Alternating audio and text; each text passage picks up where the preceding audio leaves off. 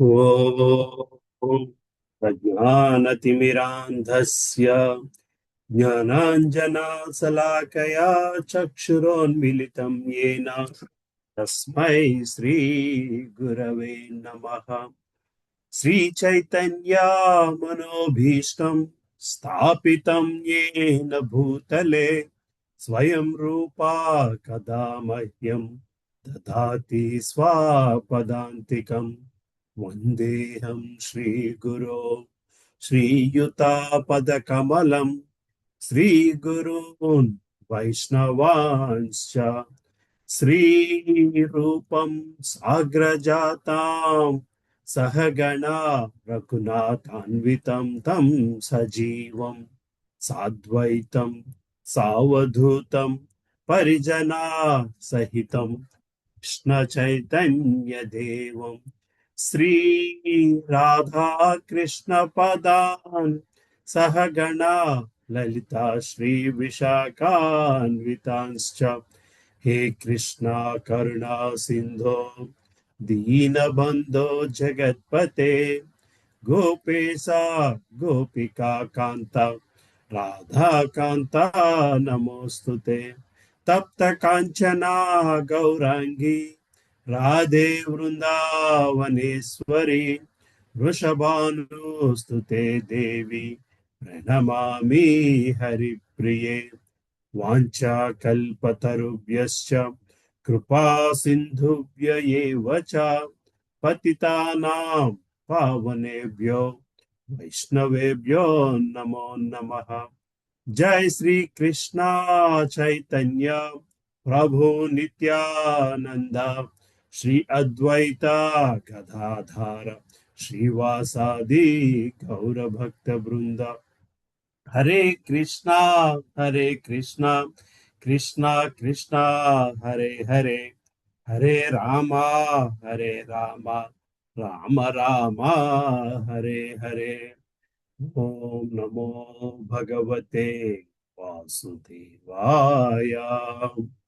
ओम नमो भगवते वासुदेवाय। ओम नमो भगवते वासुदेवाय।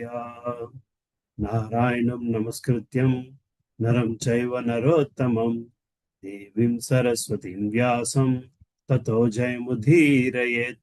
नष्टप्रायेषु भद्रेषु नित्यं भागवत सेवया भागवती उत्तमश्लोके भक्तिर्भवति नैष्टिकी। कृष्णाय वासुदेवाय देवकी नंदनाय च नंदगोपः कुमाराय गोविन्दाय नमो नमः। नमो महावधन्याय कृष्ण प्रेम प्रदायते कृष्णाय कृष्ण चैतन्य नाम्ने गौरत्विषे नमः। नमः पंकजनाभाय नमः पंकजमालिने नमः पंकजनेत्राय नमस्ते पंकजांग्र्ये। नमो ब्राह्मण्याय देवाय गो ब्राह्मण्याय हिताय च जगत हिताय कृष्णाय गोविन्दाय नमो नमः। नमो ओं विष्णुपदाय कृष्णपृष्ठाय भूतले श्रीमते भक्ति वेदांता स्वामी निति नामिने। नमस्ते सारस्वती देवे गौरवाणी प्रचारिणे निर्विशेष शून्यवादी पाश्चात्य देशतारिणे। जय श्री कृष्ण चैतन्य प्रभु नित्यानंद श्री अद्वैत गदाधार श्रीवासादि गौर भक्त वृंद। हरे कृष्णा कृष्णा कृष्णा हरे हरे हरे रामा राम राम हरे हरे। मूकं करोति वाचालं पङ्गुं लगायते गिरं यत्कृपातमाहं वन्दे श्रीगुरुं दीनतारिणं परमानन्दमाधवं श्रीचैतन्यीश्वरम्। ॐ अपवित्रो पवित्रो वा सर्वावस्थगतोऽपि वा यस्मरेत् पुण्डरीकाक्षं स्वबाह्याभ्यन्तरशुचिः। श्रीविष्णु श्रीविष्णु श्रीविष्णु। हरे कृष्ण। హరే కృష్ణ. ఇలా ఉన్నారా అందరూ? ఎవ్రీబడి. हरे कृष्ण సో प्रभु जी। హరే కృష్ణ విక్రమ్ ప్రభు, దండవత్ ప్రణామం. धन्यवाद प्रणाम। सुंदर केशव दास प्रभु जी की हरे कृष्ण दंडवत प्रणाम प्रभु जी। హరే కృష్ణ మాతాజీ, దండవత్ ప్రణామం మాతాజీ. హరే కృష్ణ. ప్రభుజీ మిమ్మల్ని మేము ఇప్పటి నుంచి ఏ పేరుతో పిలవాలి? సో నాకు నిజంగా తెలియకే అడుగుతున్నాను నేను ఇవి. యా ప్రభు, పోస్ట్ ఇనిషియేటెడ్ పేరుతోనే పిలుస్తారు ప్రభు. ఓకే ప్రభు.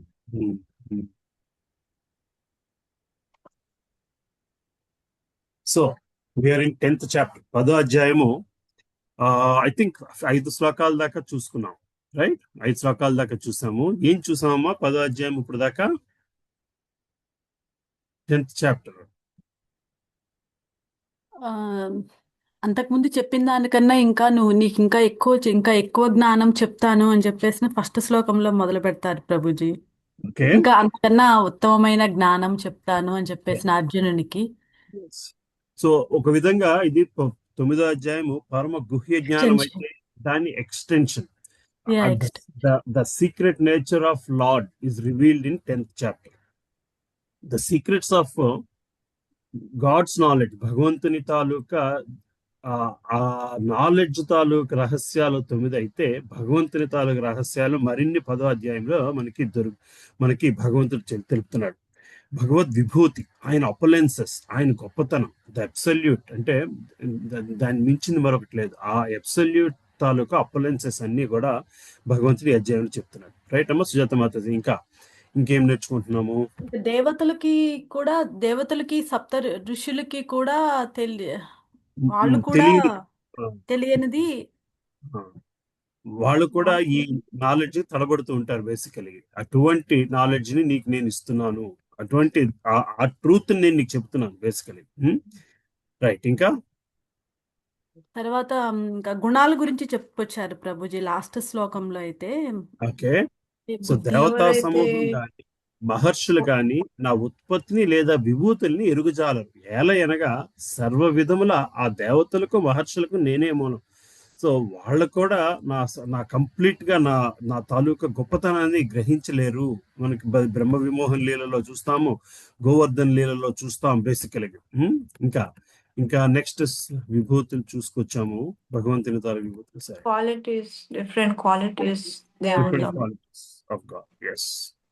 Then నన్ను పుట్టుకలేని వానిగాను అనాదిగాను సర్వలోకమునకు దివ్య ప్రభువుగాను ఎరిగినవాడు మాత్రమే మానవులందరిలోనూ భ్రాంతిరహితుడై సర్వ పాపముల నుండి విముక్తుడగను.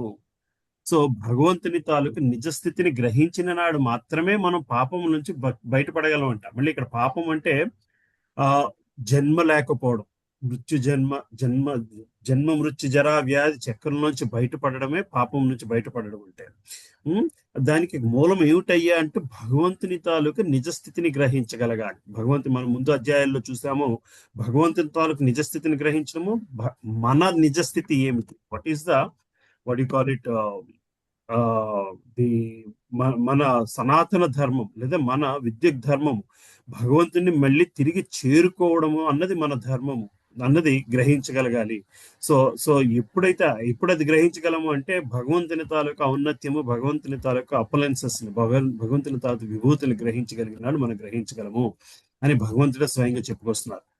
నెక్స్ట్ ఇంకా శ్లోకం చూసాము. ఇవి బుద్ధి, జ్ఞానము, సంశయము మరియు భ్రాంతిరాహిత్యము, క్షమాగుణము, సత్యము, ఇంద్రియ నిగ్రహము, మనోనిగ్రహము, సుఖదుఖములు, జనన మరణములు, భయము, భయరాహిత్యము, అహింస, సమత్వము, తృప్తి, తపస్సు, దానము, కీర్తి, అపకీర్తి మున్నగు జీవుల వివిధ గుణములన్నీ నా చేతనే సృజించబడినవి. సో మనిషిలో ఉండే రకరకాల గుణాలన్నిటికీ కూడా కారణము నేనే చెప్పుకొస్తున్నారు. మరి ఇది తెలియడం వలన ఉపయోగం ఏమిటి అన్నది ఇవాళ చాప్టర్స్ లో కొంతవరకు మనకి గ్రహించగలగాలి. ఈ గుణాలన్నీ తెలుసుకోవడం వలన గొప్ప ఏమిటి అన్నది. ఇంకా సుజాత మాత చేసింగ్ సంథింగ్? లేదు ప్రభుజీ, అంతే. సో అప్పుడు అక్కడ దాకా చూసాం మనం, 9 pages చూసాం. సప్తఋషులు వారికి పూర్వం, ఓకే, ఇవన్నీ ఇప్పుడు చూసాం కదా. ఫస్ట్ 1 to 5 శ్లోకాలు చూసాము. 6th శ్లోకా నుంచి ఇవాళ మనము డిస్కషన్ మొదలు పెట్టుకోవాలి. సో లెట్స్ సీ 6th శ్లోకం. మహర్షియా సప్త పూర్వే చత్వారో మనవస్తథా మద్భావ మనసా జాత ఏషాం లోక ఇమః ప్రజా. సప్త మహర్షులను, వారికి పూర్వము సనందులైన 9 మహర్షులను మరియు మనువులను అనగా మానవ జాతిని పుట్టించిన వారు నా మానసము నుండియే ఉద్భవించిరి. వివిధ లోకములందరి సర్వజీవులు వారి నుండే జన్మించిరి. అంటే I am the source of life what you see today. ఈ ప్రపంచంలో మనకు కనబడుతున్న జీవతత్వం అన్నిటికీ కూడా మూలము నేనే అని చెప్పి భగవంతుడు చెప్తున్నారు. అంటే మనకేంటంటే జనరల్ గా రిఫరెన్స్ బ్రహ్మ నుంచి వచ్చింది ప్రపంచము, బ్రహ్మ సృష్టికర్త. కానీ ఆ బ్రహ్మకు కూడా మూలము నేనే. మనువుల నుంచే మన భాగవతంలో చదువుకుంటాము. ముందు మనువులు వచ్చారు, మనువుల నుంచి మనుగడ, మనువుల నుంచి మిగతా జీవరాశులన్నీ క్రియేట్ అయ్యాయి అని. కానీ ఆ మనువుల్ని సృష్టించింది కూడా నేనే. అలాగే రుద్రుడిని సృష్టించింది కూడా నేనే. రుద్రుడిని సృష్టించిన తర్వాత రుద్రుడి నుంచి భగవంతుడు ఆశించిన ఫలితాలు రాకుండా ఈ ఈ రాక్షస గణాలన్నీ, ఈ క్షుద్ర గణాలన్నీ రావడం మొదలు పెడితే బ్రహ్మ పిలిచి రుద్రుడిని, నువ్వు ఈ సృష్టిని ఆపేసాయి, నువ్వు క్రియేట్ చేసింది చాలు, నువ్వు వెళ్ళి తపస్సు చేసుకో అంటే రుద్రుడు వెళ్ళిపోతాడు. సో ఇదంతా మనం భాగవతంలో చూస్తాం. కానీ ఇక్కడ శ్రీకృష్ణ పరమాత్ముడు ఏం చెప్తున్నారు? అన్నిటికీ మూలము నేనే, ఇదంతా నా నుంచే జన్మించినది, నా నుంచే ఉద్భవించినది అని నువ్వు గ్రహించవయ్యా అని చెప్పుకొస్తున్నారు. ప్రభుపాదుల వారి భాష్యం కద్దాం. భగవానుడు విశ్వమునందలి జన సముదాయము యొక్క క్రమానుగత సారాంశం ఇక్కడ వివరించుచున్నాడు. తొలుతూ ఆదిజీవుడైన బ్రహ్మదేవుడు హిరణ్య గర్భుడిని తెలియబడు దేవాది దేవుని శక్తి నుంచి ఉద్భవించాడు. తదుపరి బ్రహ్మ నుండు సనకుడు, సనందుడు, సనాతనుడు, సనత్ కుమారులకు అను 9 మహర్షులు, చాతుర్దశ మనువులను అవతరించారు. ఆ తర్వాత సప్త ఋషులను ఉద్భవించారు. ఈ 25 మహాపురుషులు విశ్వమునందరి జీవులందరికీ ప్రజాపతులుగా ప్రసిద్ధి పొందిరి. అసంఖ్యాకముగానున్నట్టు విశ్వములలో అసంఖ్యాక లోకములు కలవు. ప్రతి లోకమునను వివిధ జనులచే నిండి ఉన్నది. వారందరూ ఈ 25 ప్రజాపతుల నుండియే జన్మించారు. శ్రీకృష్ణ కృపచే విశ్వమును సృష్టించి జ్ఞానమును పొందుటకు పూర్వం బ్రహ్మదేవుడు 1000 దేవతా సంవత్సరములు తపమును ఆచరించారు. తదుపరి బ్రహ్మ నుండి సనత్ కుమార్ 9 ఋషులు, ఆ తర్వాత రుద్రుడు, పిమ్మట సప్త ఋషులు ఉదయించారు. ఈ విధముగా బ్రాహ్మణులు మరియు క్షత్రులు మొదలైన వారందరూ భగవానుని శక్తి నుంచి ఉద్భవించినట్టు వారే. కనుక బ్రహ్మదేవుడు పితామహుడని, తాతయ్యని, మరియు శ్రీకృష్ణుడు తాతకు తండ్రి అని పితామహునిగాను ప్రప్రతామహునిగాను తెలియబడింది. ఈ విషయం భగవద్గీత 11.39 ఎందు చెప్పబడినది. హరే కృష్ణ. సో పలానావాడు పలానావాడు అబ్బాయి, కానీ ఆ అబ్బాయి ఎక్కడి నుంచి వచ్చాడు? ఆ తాత ఎవరు అంటే will go back to the roots basically. అట్లా చూస్తే మనకి బ్రహ్మదేవుడి నుంచి అంతా వచ్చింది అనుకుంటాము, కానీ ఆ బ్రహ్మకి తండ్రి శ్రీకృష్ణ పరమాత్ముడు అని చెప్పి ఇక్కడ ఈ శ్లోకం నుంచి మనం గ్రహించాలి అని చెప్పి శ్రీల ప్రభుపాదులు గారు చెప్తున్నారు. సో బ్రహ్మను మనం పితామహుడు అనుకుంటే ప్రప్రతామహుడు అతనికి తండ్రి లాంటి వాడు శ్రీకృష్ణ పరమాత్ముడు అనే విషయాన్ని మనం గ్రహించాలి ఈ శ్లోకం నుంచి అని ప్రభుపాదులు గారు చెప్తున్నారు. ఎందుకు గ్రహించాలండి అంటే, ఎందుకు గ్రహించాలి ఇవన్నీ విషయాలు తెలుసుకోవడం వల్ల లాభం ఏమిటి? ఇవన్నీ తెలుసుకోవడం వల్ల లాభం ఏమిటి? ఇవి తెలుసుకొని ఏం చేస్తాము? Right? What is the purpose of knowing all this information? So that we know that he is the supreme creator. Okay. And by knowing? By knowing, we'll know that we are just the jivamshas of him, but he is the supreme controller of everybody. Yeah.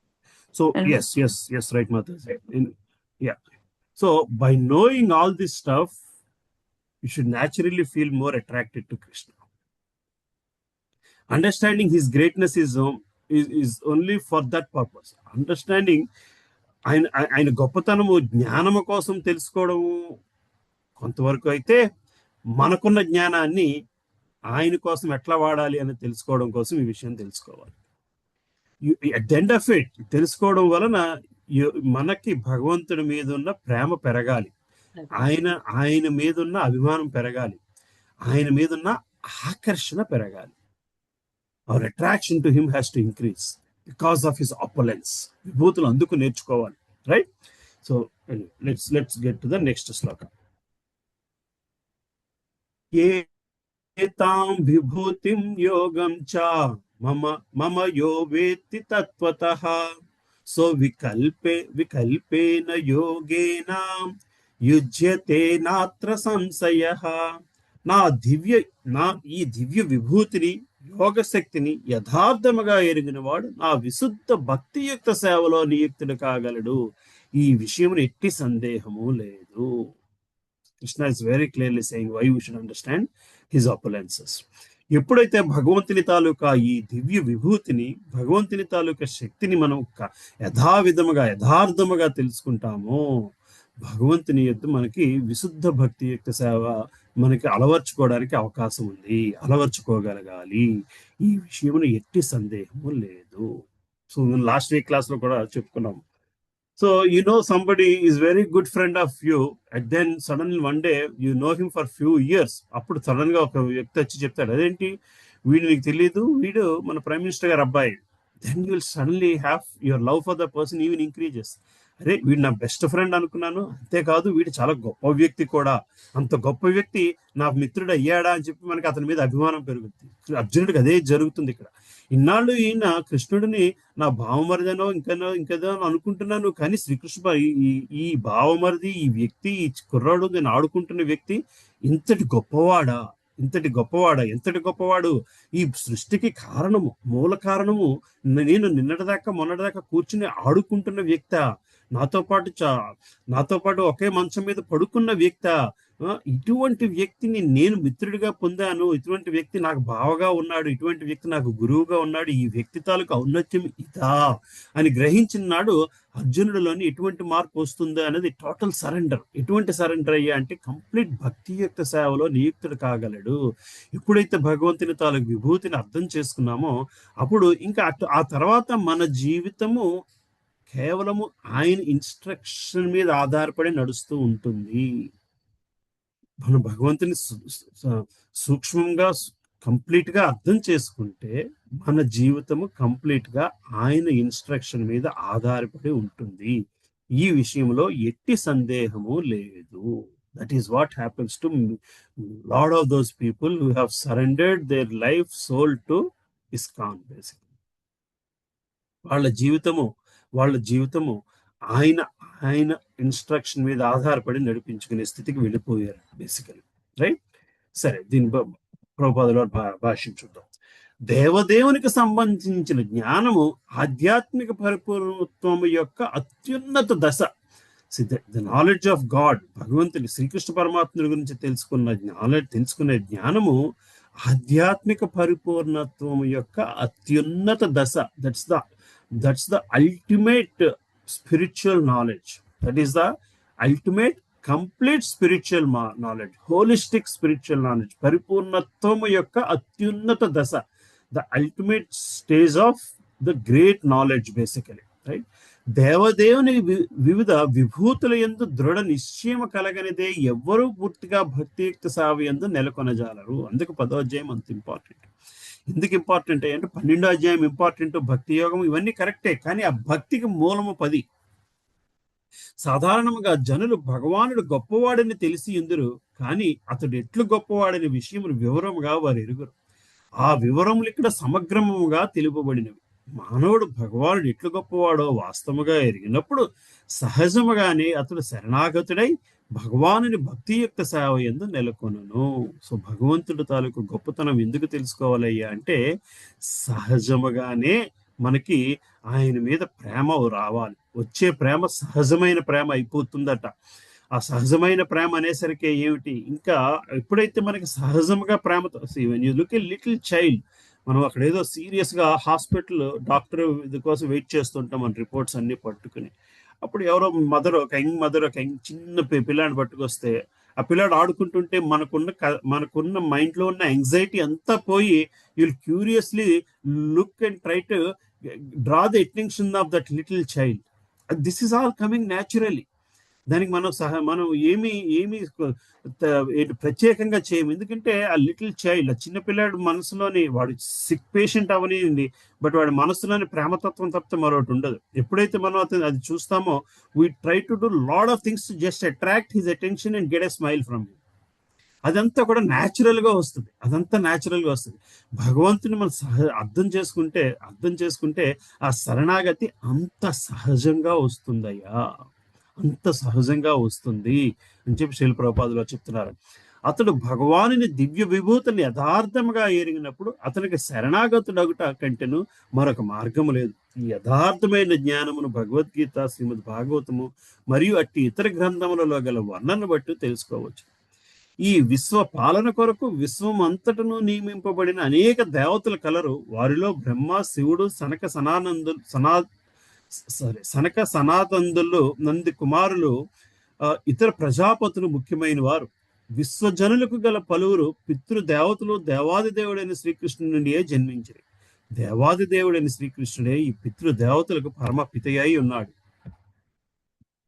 వాస్తవమునకు ఇవన్నీ శ్రీకృష్ణ భగవానుని కొన్ని విభూతులు మాత్రమే. ఈ విభూతులు యందు దృఢమైన విశ్వాసము కలిగిన మానవుడు అధికమైన శ్రద్ధతో సందేహరహితముగా శ్రీకృష్ణుని అంగీకరించి భక్తియుక్త సేవ యందు నెలకొనగలడు.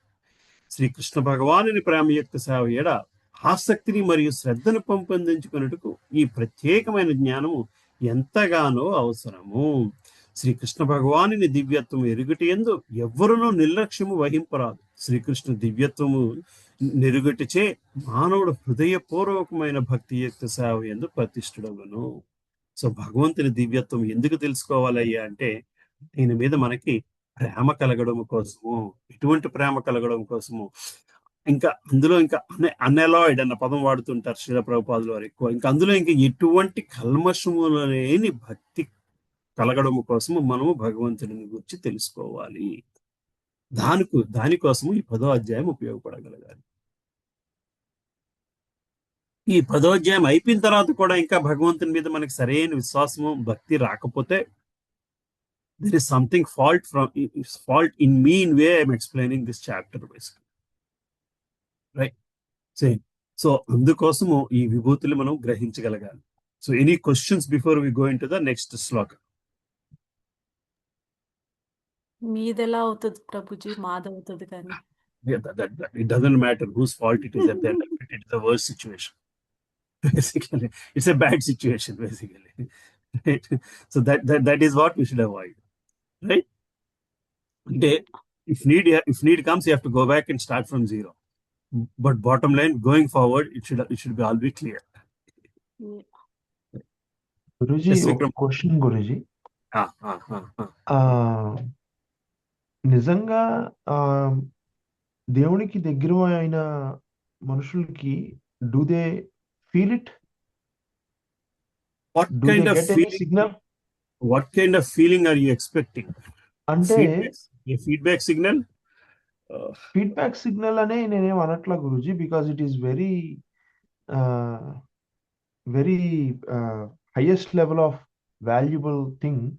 So we probably cannot even define that feeling is how I think. కానీ చెప్పండి. అంతే గురుజీ, అదొక్కటి కొంచెం లైక్ ఇప్పుడు మీరు అన్నారు కదా దేవుడి మీద నమ్మకం, కానీ దేవుడి కృప లేకుండా మనకి నమ్మకం కలగదు. సో దేవుడి కృప కూడా ఉండాలి. ఇట్స్ నాట్ దట్ మనం నేను నమ్మేస్తున్నాను ఎవరేం చెప్పినా అనేది కాదు కదా గురూజీ. ఇది మీరు అన్నట్టు దేవుడి కృపతోనే మనకి ఆ బంధం అనేది కానీ, ఆ నమ్మకం అనేది కానీ, ఆ ప్రేమ అనేది కానీ ఏదైనా ఏర్పడేది కదా. సో దేవుడి కృపతోని ఆ నమ్మకము పొందే అవకాశం వస్తుంది. ఆ తర్వాత ఆ నమ్మకము, విశ్వాసము అలవర్చుకునే స్వేచ్ఛ మనకుంది. సో దేవుడి కృపతోనే రావాలి అంటే ఇట్ ఈస్ లైక్ దాట్. మనము గూగుల్ మ్యాప్స్ తోనే వెళ్ళగలం. గూగుల్ మ్యాప్స్ ఉన్నంత మాత్రాన వెళ్ళిపోము. ప్రయాణం చేయాలి.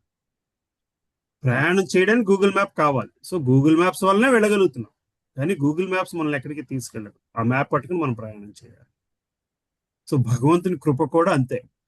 భగవంతుని కృప వలన మనకి ఆయన గురించి తెలుసుకునే అవకాశం వస్తుంది. ఆయన గురించి తెలుసుకొని ఆయనకి సరెండర్ అవ్వాల్సిన బాధ్యత మనదే. ఆయన వలన జరగదు. ఒకవేళ ఆయన వల్లనే ఎందుకు జరుగుతుంది? మనల్ని అక్కడ దాకా తీసుకొచ్చాడు కాబట్టి, అందువల్ల ఆయన వల్లనే జరుగుతుంది. కానీ ఆయన వల్లనే మొత్తం జరుగుతుందా? ఆయన లేకపోతే జరగట్లేదు. ఆయన వల్లనే జరుగుతుంది. కానీ అందులో మన పాత్ర కూడా అంతకంటే ఎక్కువ ఉంది. అవును. రైట్ అంటే నేను రైట్ డెఫినెట్లీ గురూజీ, నేను మన పాత్ర గురించి అంట్లా గురూజీ. ఓన్లీ థింగ్ ఇప్పుడు like to get to the next step, మీరు అన్నట్టు 11వ చాప్టర్ స్టార్ట్ చేసే ముందు, if we are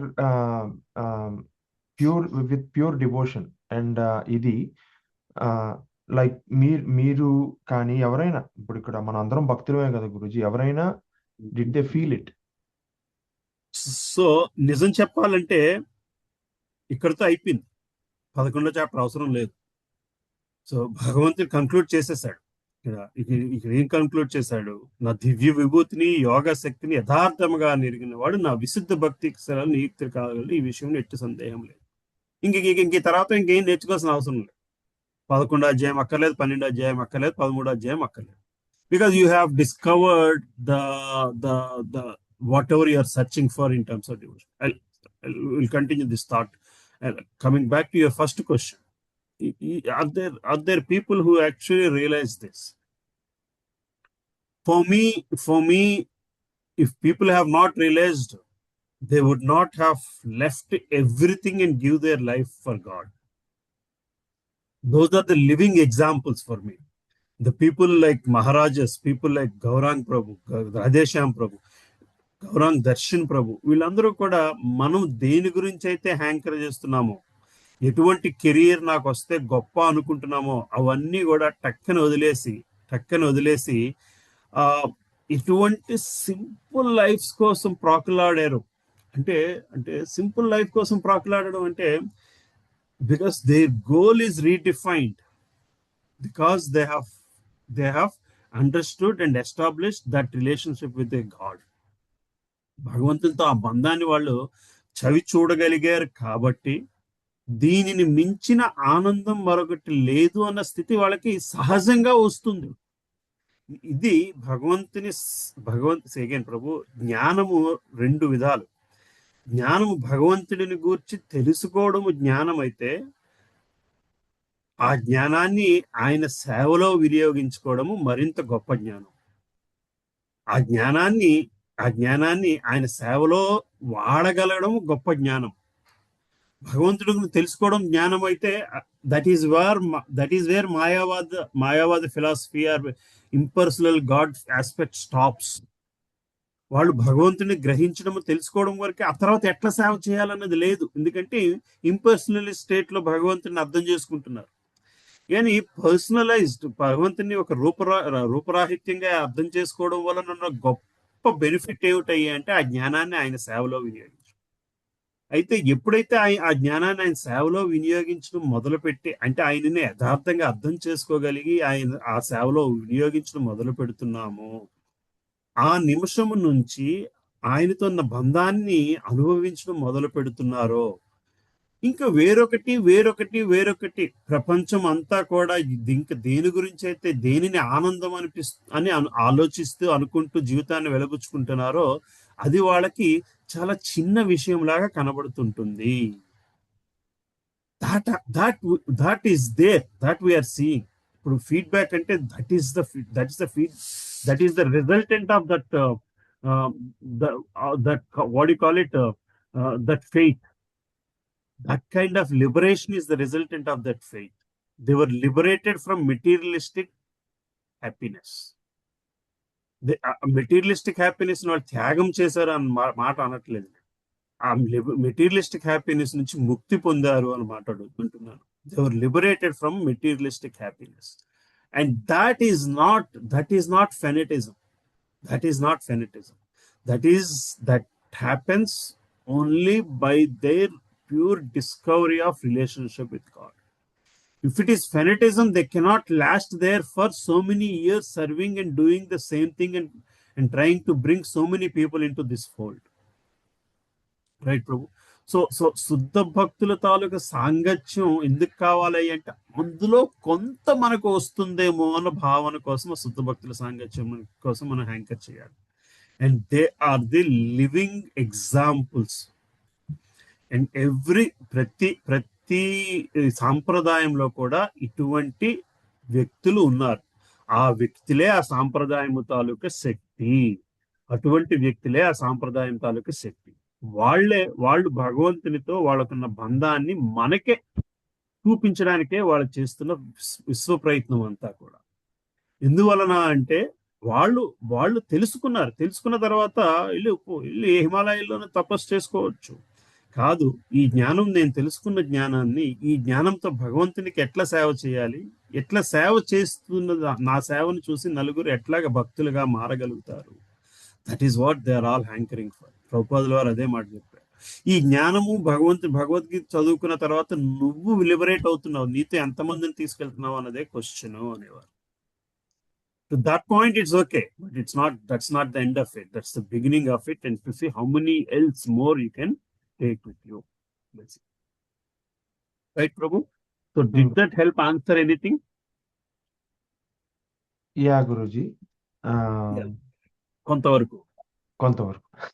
Right. So if you're really looking for signal or some kind of feedback, you can ask. You can ask him only. Yeah. Because మనకేంటంటే ఒక miracle జరగాలి అన్న అంశంతో మన లైఫ్ స్టైల్ ఏంటంటే దేనికైనా చేసేదానికి result oriented, that's the materialistic mind set లో ఉండిపోయాం. ఏంటంటే రిజల్ట్ ఓరియంటెడ్ అంటే if you're doing something without result, you're wasting your time.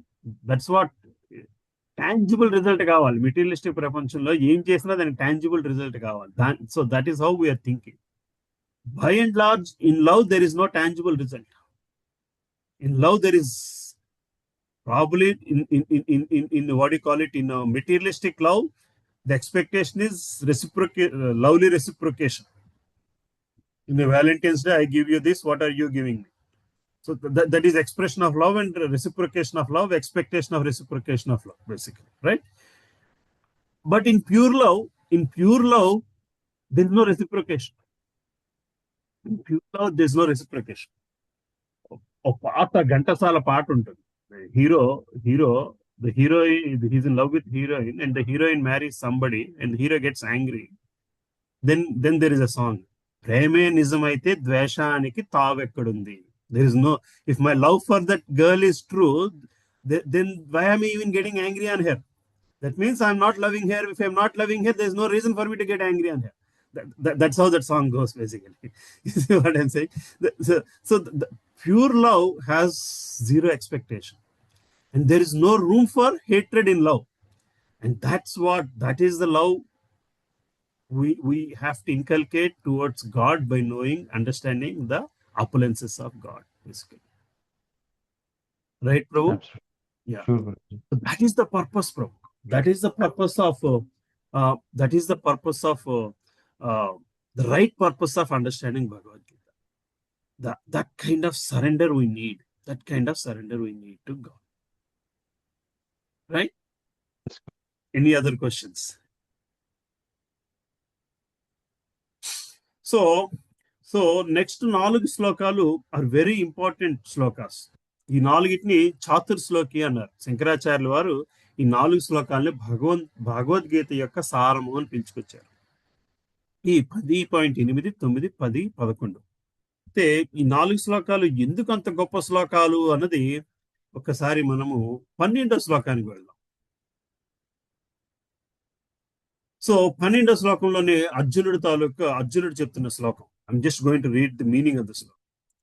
అర్జునుడు పలికెను, నీవు దేవాది దేవుడు, పరంధాముడు, పరమ పవిత్రుడు, పరతత్వము, శాశ్వతుడు, దివ్యుడువు, ఆది పురుషుడు, అజుడువు, విభుడువు. నారదుడు, అసితుడు, దేవతలు, వ్యాసులు వంటి మహర్షులందరూ నిన్ను గూర్చి నీ సత్యముని ధృవపరిచి ఉన్నారు. ఇప్పుడు స్వయముగా నీవు కూడా అదే విషయమును నాకు తెలియజేస్తున్నావు. సో ఇప్పుడు దాకా అర్జునుడు చాలా శ్లోకాలు చెప్పుకుంటూ వచ్చాడు. చాలా శ్లోకాల్లోనే అర్జునుడు చెప్పిన మాట పలుకుతూ ఉంటుంది. ఏం చెప్తున్నాడు అర్జునుడు ఇప్పుడు దాకా? నా గాంధీవం జారిపోతున్నది, నేను యుద్ధం చేయలేకపోతున్నాను, అసలు ఏమిటి, నేనెవరు, నువ్వెవరు, ఆ? నువ్వు నిష్కామకాన్ని సన్యాసం తీసుకుంటే మంచిదా, యుద్ధం చేస్తే మంచిదా, కర్మ మంచిదా, సన్యాసం మంచిదా, అన్ని అడిగిన అర్జునుడు ఈ శ్లోకంలో ఏం చెప్తున్నాడయ్యా? నువ్వు దేవాది దేవుడివి. There no more. ఇప్పుడు దాకా ఉన్న కన్ఫ్యూజన్ క్లియర్ అయిపోయింది. ఇప్పుడు దాకా అర్జునుడు చెప్పిన ప్రతి శ్లోకంలో క్వశ్చన్ మార్క్ ఉంటుంది. ఇక్కడ క్వశ్చన్ మార్క్ లేదు, అసర్టెడ్ స్టేట్మెంట్. నువ్వు దేవాది దేవుడు, పరంధాముడు, పరమ పవిత్రుడు, పరతత్వము, శాశ్వతుడు, దివ్యుడు, ఆది పురుషుడు, అజుడువు, విభుడవు. So this is the kind of surrender is what is expected out of us by the point we reach here. ఇక్కడ నుంచి అర్జునుడు తాలూకు టోన్లోని ఇంకా క్లారిటీ తప్పితే ఇంక ఎటువంటి క్వశ్చన్ మార్క్స్ ఉండవు. ఇంకా మరి అర్జునుడు ఇంకేం క్వశ్చన్స్ అడగడా అండి? అడుగుతాడు. అర్జునుడు ఇంకా క్వశ్చన్స్ అడుగుతాడు. అర్జునుడు ఇంకా భగవంతుని గురించి తెలుసుకోవాలని ఇంకా తన గురించి క్వశ్చన్స్ ఉండవు. నాకు ఏది మంచి చెడు అని తెలుసుకుందాం అని క్వశ్చన్స్ ఉండదు. నీ గురించి ఇంకా తెలుసుకోవాలని ఉంది. Because now I have totally surrendered to you. So it is like that when you are in love with a girl or a boy, ఇద్దరు లవర్స్ కూర్చుని మాట్లాడుకునేది ఏంటంటే స్వీట్ నథింగ్ అంటారు. దాంట్లో విషయం ఏమి ఉండదు. ఏం మాట్లాడుకుంటుంటారు? అవతల వ్యక్తి గురించి తెలుసుకోవడం కోసం. ఎందుకు తెలుసుకోవాలి? ఒక డిటెక్టివ్ లా తెలుసుకోవడం కోసం కాదు, ఆ తెలుసుకున్న దాంట్లో ఆనందం పొందడం కోసం. My spouse or my lover is so and so at so and so time. చిన్నప్పుడు వాడు ఇలా చేసేవాడు, ఆమె ఇలా చేసేది. ఆ విషయాలు ఎందుకు తెలుసుకోవడానికి ట్రై చేస్తాము? ఆ వ్యక్తి మీద ఉన్న ప్రేమ తాలూకి వ్యక్తీకరణ, బేసికల్ భావ వ్యక్తీకరణ అదంతా. సో ఇక్కడ నుంచి ఇంకా అర్జునుడు భగవంతుడి గురించి తెలుసుకోవడం ఏం గురించి కానీ, భగవంతుడిని అడిగిన ప్రశ్నలు కానీ, యాంగ్జైటీ కానీ ఏమిటయ్యా అంటే ఇంకా అది ఆయనకి దగ్గర అవడం వలన తెలుసుకోవడానికి చేస్తున్న ప్రయత్నం. You love something like you are Amitabh Bachchan fan, then you try to understand more of his private life. You are not questioning anymore of his acting abilities. At that point of time, if you're a fan of some particular film star, what gives you more is not another nicely acted film, but trying to understand how his private life is. Vaadi jeevithamlo em chestadu, A cup coffee తాగుతాడు, ఏ సోపు వాడుకుంటాడు. That is what people try to encash and bring them into advertisements. That's a different story. See, so what gives to happiness to a fan? ఒక వ్యక్తికి అవతల వ్యక్తి మీద ప్రేమ ఉంటే ఆయన గురించి ఇంకా ఇంకా ఇంకా ఇంకా తెలుసుకోవాలి అనిపిస్తుంది. అదే విషయం ఇక్కడ అర్జునుడికి జరుగుతుంది. అదే విషయము మనకి జరగగలగాలి. భగవంతుని మీద భక్తి ఉంటే మనకి ఆ విషయం జరగగలగాలి. So with that statement or with that set of mind, let's go back to 10.8.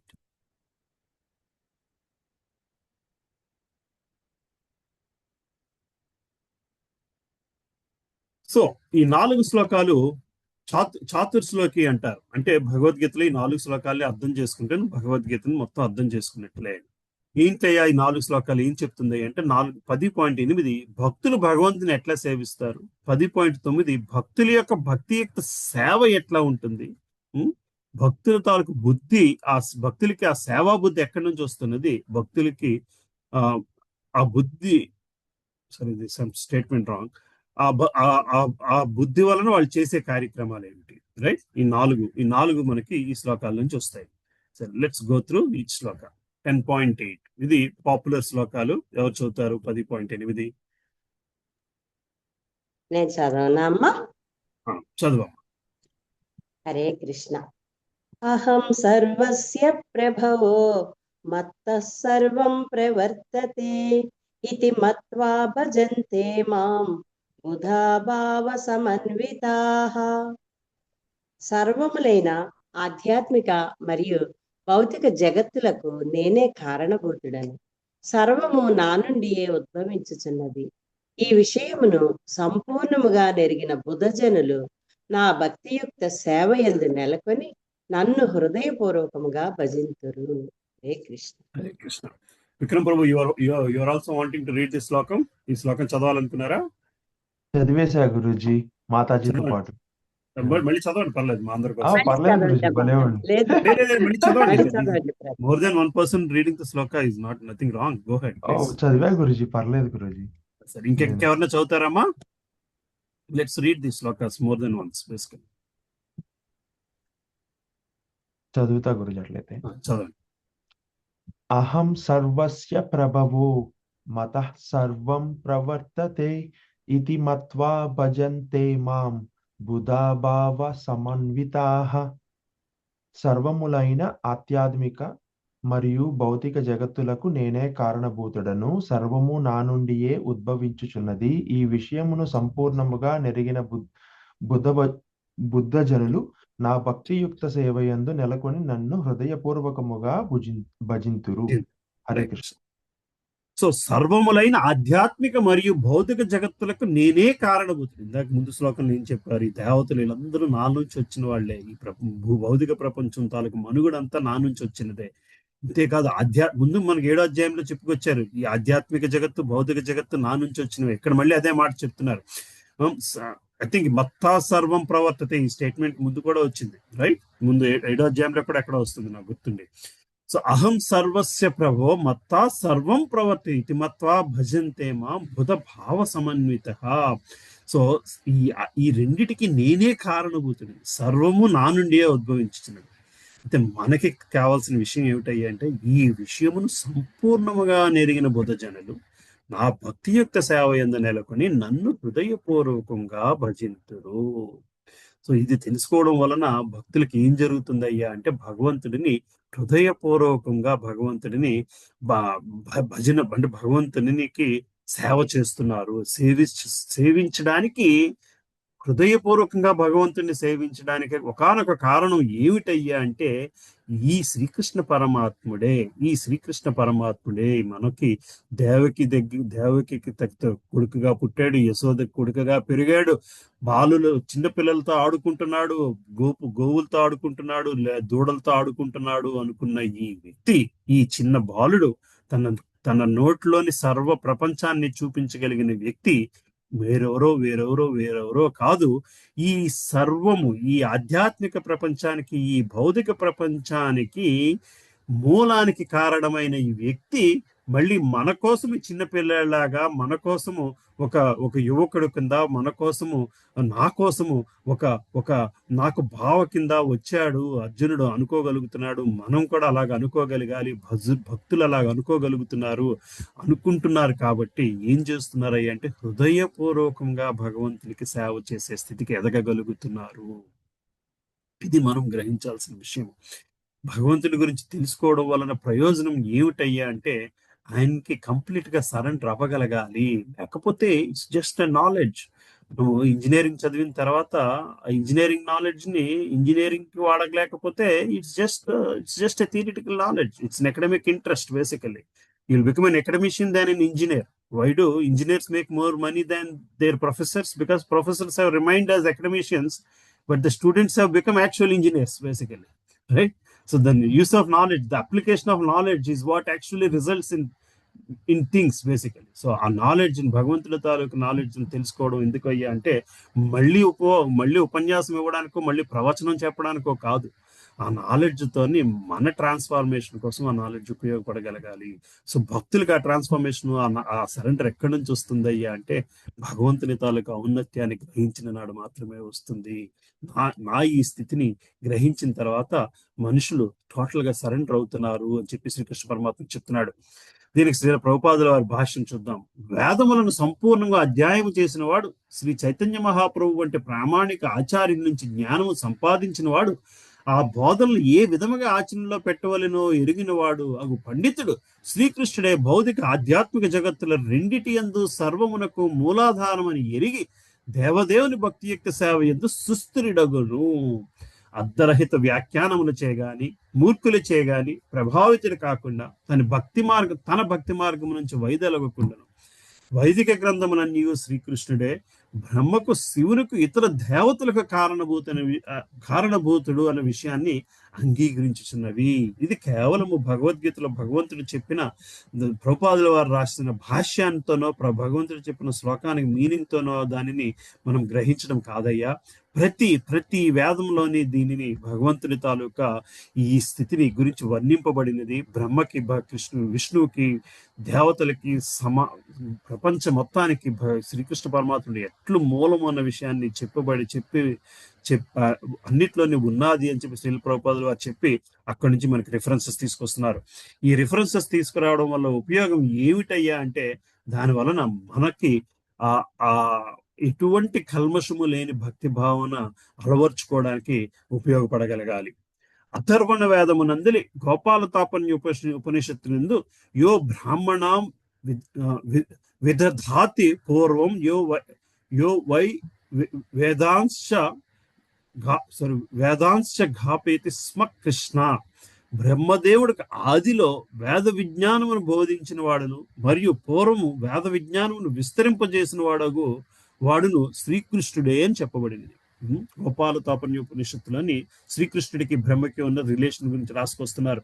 బ్రహ్మ మనం చూస్తాం, మహావిష్ణువు నాభి నుండి వచ్చిన తర్వాత కొన్ని వేల సంవత్సరాలు తపస్సు చేసుకుంటాడు. ఏం చేయాలి, నేను ఎందుకు వచ్చాను, అసలు నా స్థితి ఏమిటి, నేను ఎవరిని అన్న క్వశ్చన్ అని అర్థం చేసుకోవడానికి ఆయనకి కొన్ని వేల సంవత్సరాలు తపస్సు చేసుకున్నాక హృదయంలోంచి తనకి విషయం తెలుస్తుంది. తన శక్తి ఏమిటి, తను ఎందుకు వచ్చాడు,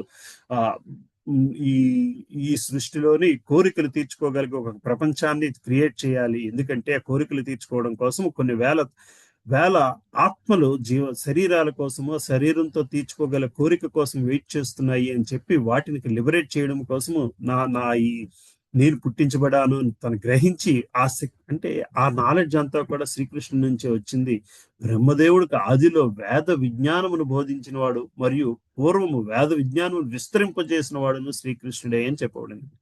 అదే విధముగా నారాయణోపనిషత్తునందు కూడా అత పురుషోహ వై నారాయణో కామయత ప్రజా సృజేయతి. అప్పుడు దేవాది దేవుడైన నారాయణుడు జీవులను సృజింపదలిచెను అని తెలుపబడింది. ఇవన్నీ ఎందుకు తెలుసుకోవాలండి అంటే, మనము సాధారణంగా సృష్టికి మూలం బ్రహ్మ అని చెప్పుకుంటాము, కానీ ఆ బ్రహ్మకు మూలం కృష్ణుడు అని తెలుసుకున్నప్పుడు మనకి కృష్ణుడి మీద ఉన్న ప్రేమ పెరగాలి. అలాగే నారాయణ ఉపనిషత్తులోని నారాయణుడే జీవుని సృజింపదలిచెను అనే విషయాన్ని చెప్పుకొచ్చారు. అంటే బ్రహ్మ పుట్టించాడు, కానీ దానికి మూలము మహావిష్ణువు, దానికి మూలము శ్రీకృష్ణుడు అన్న విషయాన్ని మనము గ్రహించగలగాలి. దానికోసము ఇవన్నీ చదువుకోగలగాలి. అదే ఉపనిషత్తు ఇంకను ఇట్లా కొనసాగిస్తున్నది. ఏం చెప్తున్నారు, నారాయణ నుండే బ్రహ్మదేవుడు మరియు ప్రజాపతులు ఉద్భవించిరి, నారాయణ నుండే ఇంద్రుడు జన్మించెను, నారాయణ నుండే అష్టవసులు జన్మించిరి, నారాయణ నుండే ఏకాదశ రుద్రులు ఉద్భవించిరి మరియు నారాయణ నుండే ద్వాదశాదిత్యులు జన్మించిరి. అట్టి నారాయణుడు శ్రీకృష్ణ భగవాన్ని స్వరూపాంశమే. అటువంటి నారాయణుడు కేవలం భగవంతుని తాలూకా స్వరూప అంశమే. ఇది మళ్ళీ మనం భాగవతంలో చూస్తాము. కొంతవరకు ఈ కృష్ణ విష్ణు అన్నది సినానిమస్ గా వాడడం జరుగుతూ ఉంటుంది. ఎందుకంటే అక్కడికి వచ్చేసరికి తత్వ సమానత్వము, it's not about really hierarchy. Even in hierarchical గా కూడా చూస్తే మహావిష్ణువుకి అంటే కూడా శ్రీకృష్ణ పరమాత్మ రూపంలోని కొన్ని విభూతులు ఎక్కువగా ఉంటాయి. But that's not the point of discussion. But the point of discussion is వీటన్నిటికీ మూలము శ్రీకృష్ణుడే అనే విషయాన్ని గ్రహించగలగాలి. అలాగే అదే నారాయణోపనిషత్తునందు చెప్పిన మరో విషయము, బ్రహ్మణ్యో దేవకీ పుత్రుడైన శ్రీకృష్ణుడే దేవాది దేవుడు అని చెప్పబడింది. మహోపనిషత్తులు అంది మళ్ళీ ఏం చెప్పింది, ఏకో వై నారాయణ ఆసిన్న బ్రహ్మణ ఈశానో నాపో నాగ్ని సమౌ నేమే ద్యావ పృథివీన నక్షత్రాన్ని సూర్య. సృష్టికి ఆరంభం మన దేవాది దేవుడైన నారాయణుడు ఒక్కడే ఉండెను. బ్రహ్మదేవుడు గాని, శివుడు గాని, జలము గాని, అగ్ని గాని, చంద్రుడు గాని, ఆకాశము గాని, నక్షత్రములు గాని, సూర్యుడు గాని లేకుంటరి అని తిరిగి చెప్పబడుచున్నది మహోపనిషత్తులోని. అదే విధముగా మహోపనిషత్తులో చెప్పిన మరో మాట, శివుడు దేవాది దేవుని ఫాలభాగం అనగా నుదిటి నుండి ఉద్భవించినని తెలుపబడుచున్నది. నిమిషం Prabhu, I take this call.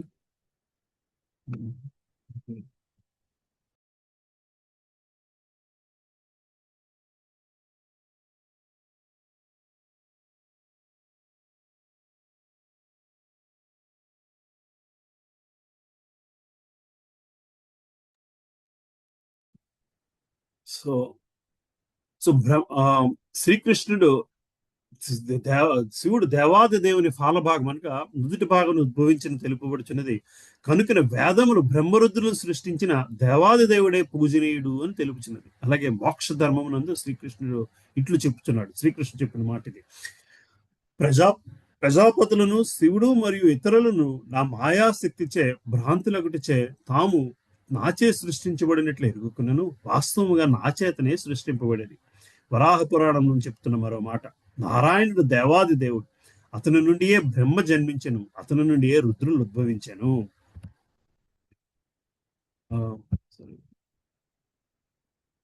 Srikrishna భగవానుడు సమస్త సృష్టికి మూలాధారుడు కనుక అతడు సర్వమునకు మూల కారణుని చెప్పబడుచుంది. కనుకనే నిమిత్త మాత్రుడైన భగవానుడు సర్వమును నా నుండియే ఉద్భవించుట చేత సర్వమునకు నేనే మూల కారణుడును, సర్వమును నా ఆధీనమునందే కలదు, నాకంటే అధికులు ఎవ్వరూ లేరు అని అతడు తెలుపుతున్నాడు. శ్రీకృష్ణుని కంటే అన్యమైన దివ్య నియామకుడు మరొకడు లేడు. ప్రామాణికుడైన ఆచార్యుని, ఆధ్యాత్మిక ఆచార్య నుంచి వైదిక గ్రంథముల ఆధారంతో శ్రీకృష్ణ కూర్చున్న ఈ విధముగా అవగాహన చేసుకునే వాడు తన శక్తిని అంతటినీ కృష్ణ చైతన్యంలో నిమగ్నం చేసి నిజమైన పండితుడగను. అట్టి వానితో పోల్చి చూచినచో శ్రీకృష్ణుని గురించి యథార్థముగా ఎరగనట్టి ఇతరులందరూ మూర్ఖులే. కేవలము మూర్ఖుడు మాత్రమే శ్రీకృష్ణుని సాధారణ మానవునిగా భావించను కనుక కృష్ణ చైతన్యవంతుడు అట్టి మూర్ఖుల వాక్కులచే ఎన్నడూ భ్రాంతి చెందరాదు.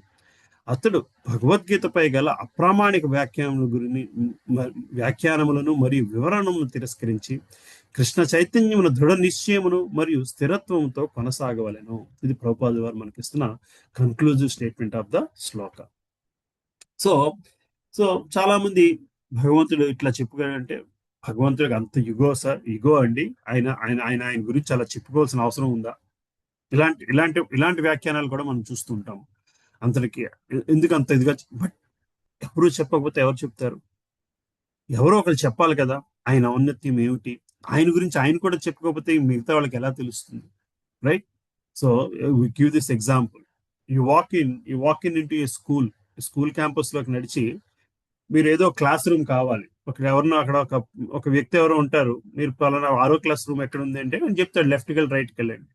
మనం ఇంకా ఆలోచిస్తూ ఉంటాం ఈ వ్యక్తిని చూడబోతే ఎవరో నాలాగే విజిటర్ లాగా ఉన్నాడు, ఈ వ్యక్తి మన కరెక్ట్ గా గైడ్ చేస్తున్నాడా లేదో నాకు అసలే టైం లేదు అనుకుని మళ్ళీ అటు ఇటు ఆలోచిస్తే అతను పిలిచి, సార్ నేను చెప్పాను కదండి మీరు 6వ క్లాస్ రూమ్ కావాలంటే ముందుకు వెళ్ళి లెఫ్ట్కి వెళ్ళండి, నేను ఈ స్కూల్ ప్రిన్సిపల్ నండి, నాకు తెలుసు క్లాస్ రూమ్ ఎక్కడుందో. సో మరి ఆ ప్రిన్సిపల్ ఆయన నేను ఈ స్కూల్ ప్రిన్సిపల్ అని చెప్పుకోవడంలో గర్వం చూపించడమా, or is it giving us assurance that he knows the right answer? భగవంతుడు తన గురించి తను ఎందుకు చెప్పుకుంటున్నాడు అయ్యా అంటే తన గొప్పతనం గురించి కాదు, తన చెప్పిన మాట మీద మనకి విశ్వాసం కలగడం కోసం. నేను చెప్తున్నాను, నాకు తెలిసిన విషయం, నేను ఎక్కడో చదివిన ఏదో పుస్తకంలో చదివిన విషయం నీకు చెప్పట్లేదు అర్జున, నేను దేవుడిని కాబట్టి, నేనే దీని అందరికీ మూలము కాబట్టి నాకు ఈ విషయం ఇంత క్లియర్ గా నాకు తెలుసు అయ్యా, నువ్వు నమ్మవయ్యా, నువ్వు నమ్మి నువ్వు నీ ఆలోచనలో క్లారిటీ తెచ్చుకో.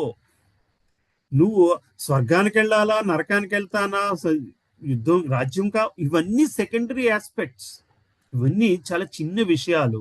నువ్వు గ్రహించాల్సిన గొప్ప విషయం మరొకటి ఉంది. నీ జీవిత లక్ష్యం ఏమిటి అనేది గ్రహించగలగాలి. నువ్వు తిరిగి తిరిగి నాలోకము రావడం కోసమే నువ్వు మానవ జన్మ జీవుల తాలూకా లక్ష్యము, జీవుల తాలూకా సనాతన ధర్మము, జీవుల తాలూకా విద్యుత్ ధర్మము, అంతటి ధర్మాన్ని మించిన మరొక ధర్మం లేదు.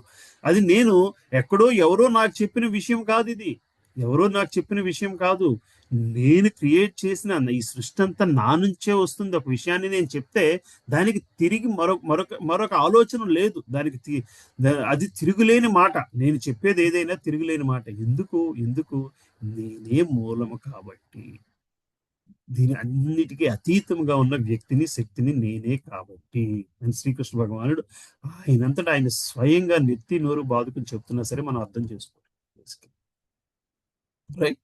So that is for that reason we need to understand Bhagavad Gita, right? Any questions on that 8th shloka? Shall we go to the 9th shloka?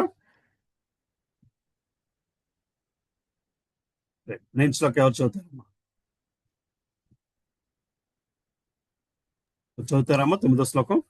నేను అదే చదువుతాను అనిత ప్రభు. మాత హరే చదవండి. కృష్ణ ప్రభుజీ, దండవత్ ప్రణామం.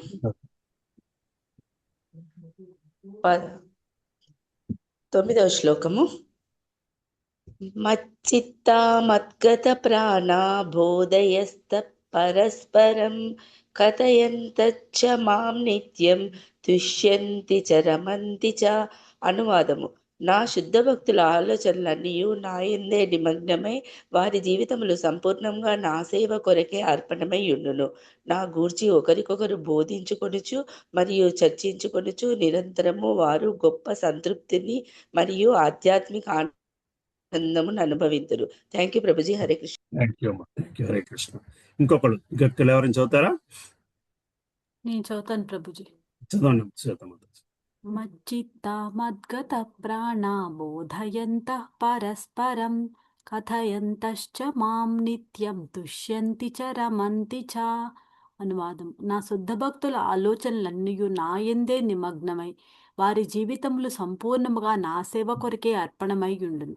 నా గూర్చి ఒకరికొకరు బోధించుకొనుచు మరియు చర్చించుకొనుచు నిరంతరము వారు గొప్ప సంతృప్తిని మరియు ఆధ్యాత్మిక ఆనందమును అనుభవింతురు. హరే కృష్ణ. హరే కృష్ణ. సో భక్తుల తాలూకా ఆలోచనలు ఎట్లా ఉంటాయో, భక్తుల తాలూకా అంటే భక్తులైన వాడు దేనిని చూసి ఆనందాన్ని పొందుతున్నాడు, ఆలోచనలన్నీ నాయందే నిమగ్నమై వారి జీవితంలో సంపూర్ణముగా నా సేవ కొరకే అర్పణమై ఉండును. అంటే వాళ్ళు ఇంకా ఏమి చేసినా సరే అందులో భగవంతుని ఆనందాన్ని చూడడం కోసము ఆ కార్యక్రమాలు చేస్తూ ఉంటారంట. ఎలా చేస్తున్నారయ్యా, ఎందుకు చేస్తున్నారయ్యా అంటే భగవంతుని తాలూకా నిజస్థితిని గ్రహించగలిగారు కాబట్టి, వాళ్ళ నిజస్థితిని ఏంటో అర్థం చేసుకున్నారు కాబట్టి, నా గురించి ఒకరినొకరు బోధించుకొనుచు మరియు చర్చించుకొనుచు నిరంతరము వారి గొప్ప సంతృప్తిని మరియు ఆధ్యాత్మిక ఆనందాన్ని అనుభవిస్తున్నారు. అంటే ఒక విషయం, ఇద్దరు వ్యక్తులు ఒక వ్యక్తిని ఆరాధిస్తే వాళ్ళు ఏం చేస్తారు, ఆ వ్యక్తి గురించి చర్చించుకుంటూ ఆనందిస్తుంటారు. You see this in two Trump fans when they meet, maybe that's what they do, right? Two people, Patriots match గెలిచిన మర్నాడు ఆఫీస్ ఎన్వైరన్మెంట్ అంతా కూడా అదే ఉంటుంది, అదే చర్చ జరుగుతుంది. రెడ్ సాక్స్ గేమ్ గెలిచిన తర్వాత, రెడ్ సాక్స్ టోర్నమెంట్ గెలిచిన తర్వాత, I don't know what the tournament is called, but వాళ్ళు గెలిచిన మర్నాడు ఇంకొక వారం రోజులు అదే చర్చ. ఏ ఇద్దరిని చూసినా సరే ఆ రెడ్ సాక్స్ టీ షర్ట్ వేసుకుని, and the game is over, everybody has moved on, but they are not able to move on. No, they enjoy talking about that game, they enjoy talking about each person, how they have come to that point. ఎక్కడి నుంచి వస్తుంది వాళ్ళకి ఉన్న ఆ ప్రేమ, ఆ game మీద అవనివ్వండి, ఆ టీం మీద అవనివ్వండి, అందులో ఉన్న వ్యక్తుల మీద అవనివ్వండి. ఒక వరల్డ్ కప్ గెలిచిన తర్వాత క్రికెట్ గేమ్ అయినా సరే, how people like they enjoy that, and they put in lot of effort trying to understand it, and each time they can express. వాళ్ళు ఒక కొత్త విషయం చెప్పినప్పుడు, కొత్త విషయం విన్నప్పుడు అయిపోయిన గేమ్ గురించే అంత ఆనందాన్ని అనుభవిస్తూ ఉంటారు. భక్తులు కూడా భగవంతుని గురించి మాట్లాడుకుంటున్నప్పుడు, భగవంతుని గురించి ఏదైనా చర్చ వచ్చినప్పుడు ఎంతో ఆనందిస్తుంటారు. కేవలము అందులో ఆనందించినంత ఆనందం ఇంక ఎందులోని పొందలేరు. ఎందుకంటే ఒక మెటీరియలిస్టిక్ థింగ్, ఒక ఫ్యాన్ గురించో, ఒక టీం గురించే మనకి ఆనందాన్ని పొందగలిగితే, ఒక ఆధ్యాత్మిక వ్యక్తి గురించి, ఒక ఆధ్యాత్మిక తత్వం గురించి మాట్లాడుకుంటున్నప్పుడు వచ్చే ఆనందము ఇంకా దానికి అంతం ఉండదు. భక్తులు వాళ్ళకున్న కాలాన్ని, ఆ జ్ఞానాన్ని ఆయన సేవలో వినియోగించుకుంటుంటారు, ఆయన సేవ కోసమే వాడుతుంటారు. అంతేకాదు ఆ సేవలో భాగముగాను ఆయన గురించి మాట్లాడడానికి ఎక్కడ లేని ఆనందాన్ని పొందుతూ ఉంటారు. మనం చాలా మందిని చూస్తుంటాం, ఎస్పెషల్లీ గౌరాంగ్ దర్శన్ ప్రభుని గారి వాళ్ళని. వాళ్ళు ఎంతో టైర్డ్ అయిపోయి ఉంటారు, ఒంట్లో బాగోదు, కానీ సెషన్ ఇవ్వడం కోసం అక్కడ కూర్చుని మాట్లాడడం మొదలు పెడితే వాళ్ళలో ఉండే ఆనందము, ఎందుకంటే ఆ భగవంతుడి గురించి చెప్పడమే నుంచే వాళ్ళకి స్ట్రెంగ్త్ వస్తూ ఉంటుంది, వాళ్ళకి ఆనందం వస్తూ ఉంటుంది. ఎందుకంటే వాళ్ళకి ఆ భగవంతుని మీద ఉండే ప్రేమ అటువంటిది. నా గురించి ఒకరికొకరు బోధించుకొనుచు మరియు చర్చించుకొనుచు నిరంతరము గొప్ప సంతృప్తి మరియు ఆధ్యాత్మిక ఆనందాన్ని అనుభవిస్తారు. You are just not having a materialistic enjoyment, but you are also having spiritual enjoyment.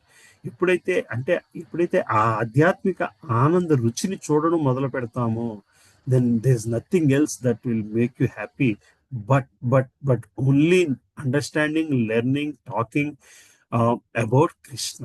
అందుకోసం ఇన్ని పుస్తకాలు ఎందుకున్నాయి? వాళ్ళ భక్తులు ఎందుకు ఆ పుస్తకాలను వాళ్ళ ఆనందాన్ని వ్యక్తీకపరచడం, వాళ్ళ ఆనందాన్ని నలుగురితో పంచుకోవడం. ఎందుకు పంచుకోవడం అయ్యా? ఎందుకయ్యా పుస్తకం రాయడము అంటే పుస్తకాలు లేక కాదు, వాళ్ళు ఎట్లా ఇన్స్పైర్ అయ్యారు, ఆ ఆనందాన్ని చూసి మరొకరు ఇన్స్పైర్ అవ్వగలగాలి. ఎందుకు ఇన్స్పైర్ అవ్వగలగాలి? మనతో పాటు మరో వ్యక్తిని మనం ఈ వాళ్ళ తాలూకా, if you're able to help another person give direction to his life, that's all what is God is expecting from us. భగవంతుడు మన నుంచి అంతకంటే గొప్ప విషయాన్ని ఏమి కోరుకోవట్లేదు. నీకు దారి తెలిసింది, ఈ దారి ఇంకొకరికి చూపించు. నువ్వు ఆనందిస్తున్నావు కాబట్టి ఈ ఆనందాన్ని మరొకరితో పంచుకో. రైట్? దీనికి ప్రభుపాదుల వారి భాష్యం చూద్దాం. శుద్ధ భక్తులు వారి లక్షణములు ఇక్కడ పేర్కొనబడినవి. వారు భగవాను దివ్యమైన ప్రేమయుక్త సేవయందు సంపూర్ణముగా నెలకొనిందరు. వారి మనసులు శ్రీకృష్ణుని పాదపద్మము నుంచి మరల్చబడవు. వారి చర్చలు ఎప్పుడు ఆధ్యాత్మిక విషయాలకు సంబంధించినవిగానే ఉండును. కనుకనే ఈ శ్లోకములందు శుద్ధ భక్తుల లక్షణములు ప్రత్యేకముగా వర్ణింపబడినవి. అట్టి శుద్ధ భక్తులు ప్రతిదినము 24 గంటలు ఆ దేవాది దేవుని గుణములను మరియు లీలలను కీర్తించుటయందే నిమగ్నమయ్యుందురు. వారి హృదయములు మరియు ఆత్మలను కూడా సదా శ్రీకృష్ణ యందే లగ్నమయ్యుండును. ఇతర భక్తులతో దేవాది దేవుని గురించి చర్చించుటయందు వారు ఆనందమును అనుభవిస్తారు. ఇదంతా కూడా సహజముగానే, న్యాచురల్ గానే. This becomes their natural nature. వాళ్ళ సహజ గుణతత్వంలో అయిపోతుంది. భగవంతుని గురించి ఒక విషయం తెలుసుకోవడంలోనో, భగవంతుని గురించి ఒక విషయం నలుగురికి చెప్పడంలోనో, భగవంతుని గురించి వినడంలోనే ఉండే ఆనందం, అది వాళ్ళకి సహజ లక్షణము అయిపోయే స్థితికి వెళ్తారు. అదే భక్తియుక్త సేవలో నిలబడిన వ్యక్తులకి. భక్తియుక్త సేవ యొక్క ప్రాథమిక దశ యందు సేవ ద్వారా భగవంతుడు ఆధ్యాత్మిక ఆనందాన్ని అనుభవించును. పరిపక్వ స్థితిలో వారు భగవత్ ప్రేమ యందే వాస్తవంగా స్థితిలోగుతారు. సో మరి ఎక్కడి నుంచి వస్తుందయ్యా అంటే, ప్రాథమిక దశలో, ఇనీషియల్ డేస్ లోని భగవంతునికి సేవ చేస్తూ అటువంటి ఆధ్యాత్మిక ఆనందాన్ని అనుభవిస్తారు. అరే, ఇవాళ నాకు భగవంతుడికి దండ కట్టే అవకాశం వచ్చింది, ఇవాళ నాకు భగవంతుడికి డ్రెస్ కొనే అవకాశం వచ్చింది, ఇవాళ నాకు భగవంతుడిని ఈ అభిషేకం చేసే అవకాశం వచ్చింది, భగవంతుని విగ్రహాలు క్లీన్ చేసే అవకాశం వచ్చింది, భగవంతుడికి వండి పెట్టే అవకాశం వచ్చింది. ఇటువంటి సేవల ఆనందాన్ని అనుభవిస్తూ ఉంటారు. పరిపక్వ స్థితికి చెందిన వారు భగవత్ ప్రేమయందు వాస్తవంగా స్థితిలోగుతారు. అంటే మొదట సేవ రూపంలోని ఉండే ఆనందము తర్వాత ప్రేమ స్థితికి జరుగుద్ది. In the initial days of your expression of your love to somebody else, what do? You buy that, you buy this, you buy a flower, you buy this. So that is how you serve the other person, right? వ్యక్తి ఎక్కుతుంటే corridor open చేసి పట్టుకోవడం, you are trying to express the other person that you are ready to do menial services because you love that person. That is how it is basically. But after a stage opening the corridor or giving a flower, we look like very funny and like, I mean, this is not, I mean, you are experiencing and expressed better love with the other person, then ivanni kuda melodrama la kanipistayi. But for initial days of life lo, that is what it is basically.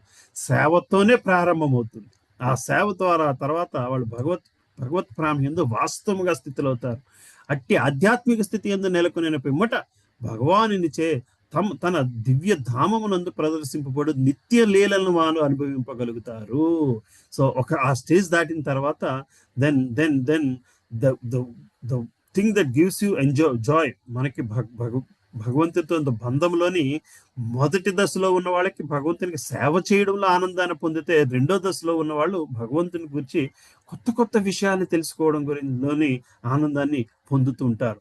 భక్తి యొక్క సేవను జీవి యొక్క హృదయమునందు బీజమును నాటుటగా శ్రీ చైతన్య మహాప్రభు పోల్చి ఉండిరి.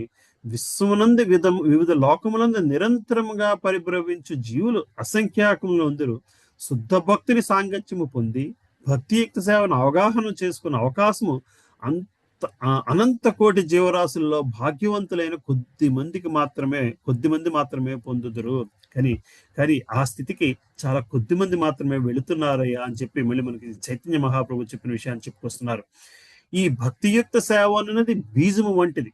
భగవంతునికి physical గా సేవ చేయడం అనేది the seeding of your relationship with God. దానికి అది ఒక బీజము వంటిది, అంకురము వంటిది. అట్టి బీజము జీవి హృదయమునందు నాటబడిన పిమ్మట అతడు హరే కృష్ణ కృష్ణ కృష్ణ హరే హరే, హరే రామ రామ రామ హరే హరే అని మహామంత్రుని కీర్తించుటను శ్రవణము చేయుటలను నిరంతరము కొనసాగించినచో నిత్యము జలమునందించుట చేత బీజ వృక్షము మొలకెత్తినట్లుగా ఆ భక్తి బీజము మొలకెత్తగలదు. So so you have some interest, curiosity to serve god. ఆ క్యూరియాసిటీని, ఆ ఇంట్రెస్ట్ ని నిలబెట్టడానికి కావాల్సిన శక్తి ఎక్కడి నుంచి వస్తుందయ్యా అంటే హరే కృష్ణ మహామంత్రం నిత్యము చేయడం వలన వస్తుంది. సో భగవంతుని గురించి వచ్చిన ఇంట్రెస్ట్ తోనే ఆయనకి సేవ చేయడం అన్నది బీజం అయితే, ఆ బీజాన్ని నిలబెట్టేది ఏమిటయ్యా అంటే హరే కృష్ణ మహామంత్రము. ఎప్పుడైతే నువ్వు నిత్యము మంత్రాన్ని జపిస్తున్నావో అది ఆ బీజము అది మొలకెత్తుతుంది. పిమ్మట ఆధ్యాత్మిక సేవ అనే భక్తిలత క్రమముగా వృద్ధి చెంది భౌతిక జగత్తు యొక్క ఆచ్ఛాదనము కోసమును ఛేదించుకుని ఆధ్యాత్మిక ఆకాశమునందలి బ్రహ్మజ్యోతిని చేరును. ఆధ్యాత్మిక జగత్తునందు ఆ లత శ్రీకృష్ణ దివ్యలోకముకు గోలోక బృందావనముగా పిలువబడు అత్యున్నత లోకమునకు చేరునంత వరకు పెరిగి పెరిగి చివరికి అది శ్రీకృష్ణ పాద పద్మల ఆశ్రయం పొంది అక్కడ విశ్రమించును. సో ఈ ఒక విత్తనము మొలకెత్తాలంటే అది భూమిని ఛేదించుకుని బయటకు రావాలి. భూమిని ఛేదించుకుని బయటకు రావాలంటే దానికి ఎంత శక్తి కావాలి. ఆ శక్తి ఎక్కడి నుంచి వస్తుందంటే మనం పోసే నీరులోంచి వస్తుంది. ఆ శక్తితోనే అది భూమిని ఛేదించుకుని we have like experiments, right, that how a bean sapling comes out of a bean seed.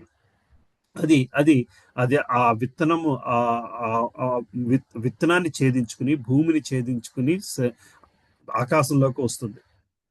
So మనము కూడా మనకుండే ఈ ఆసక్తిని, భగవంతుని మీద ఉండే ప్రేమని ఈ నీరు పోసి చెట్టుని ఎట్లాగా పోషిస్తున్నామో, ఒక మొక్కను, ఒక సీడ్ని ఎట్లా పోషిస్తున్నామో ఆ మహామంత్రముతోని మనం పోషించడం మొదలు పెడితే అది ఎట్లాగ మట్టిని చీల్చుకునే వస్తుందో భౌతిక ప్రపంచం భౌతిక శక్తిని చీల్చుకుని ఆ భక్తి భావన ఆధ్యాత్మిక ప్రపంచానికి చేరుకుంటుంది. ఎక్కడి దాకా వెళ్తుందయ్యా అంటే అది చివరికి భగవంతుని గోలోక బృందావనం అని పిలువబడు అత్యున్నత లోకమును చేరినంత వరకు పెరిగి పెరిగి చివరికి అది శ్రీకృష్ణ పాద పద్మలందు ఆశ్రయం పొంది అక్కడ విశ్రమిస్తుంది. ఆ బీజాన్ని మనం అంతవరకు దాన్ని పోషిస్తూ ఉండాలి.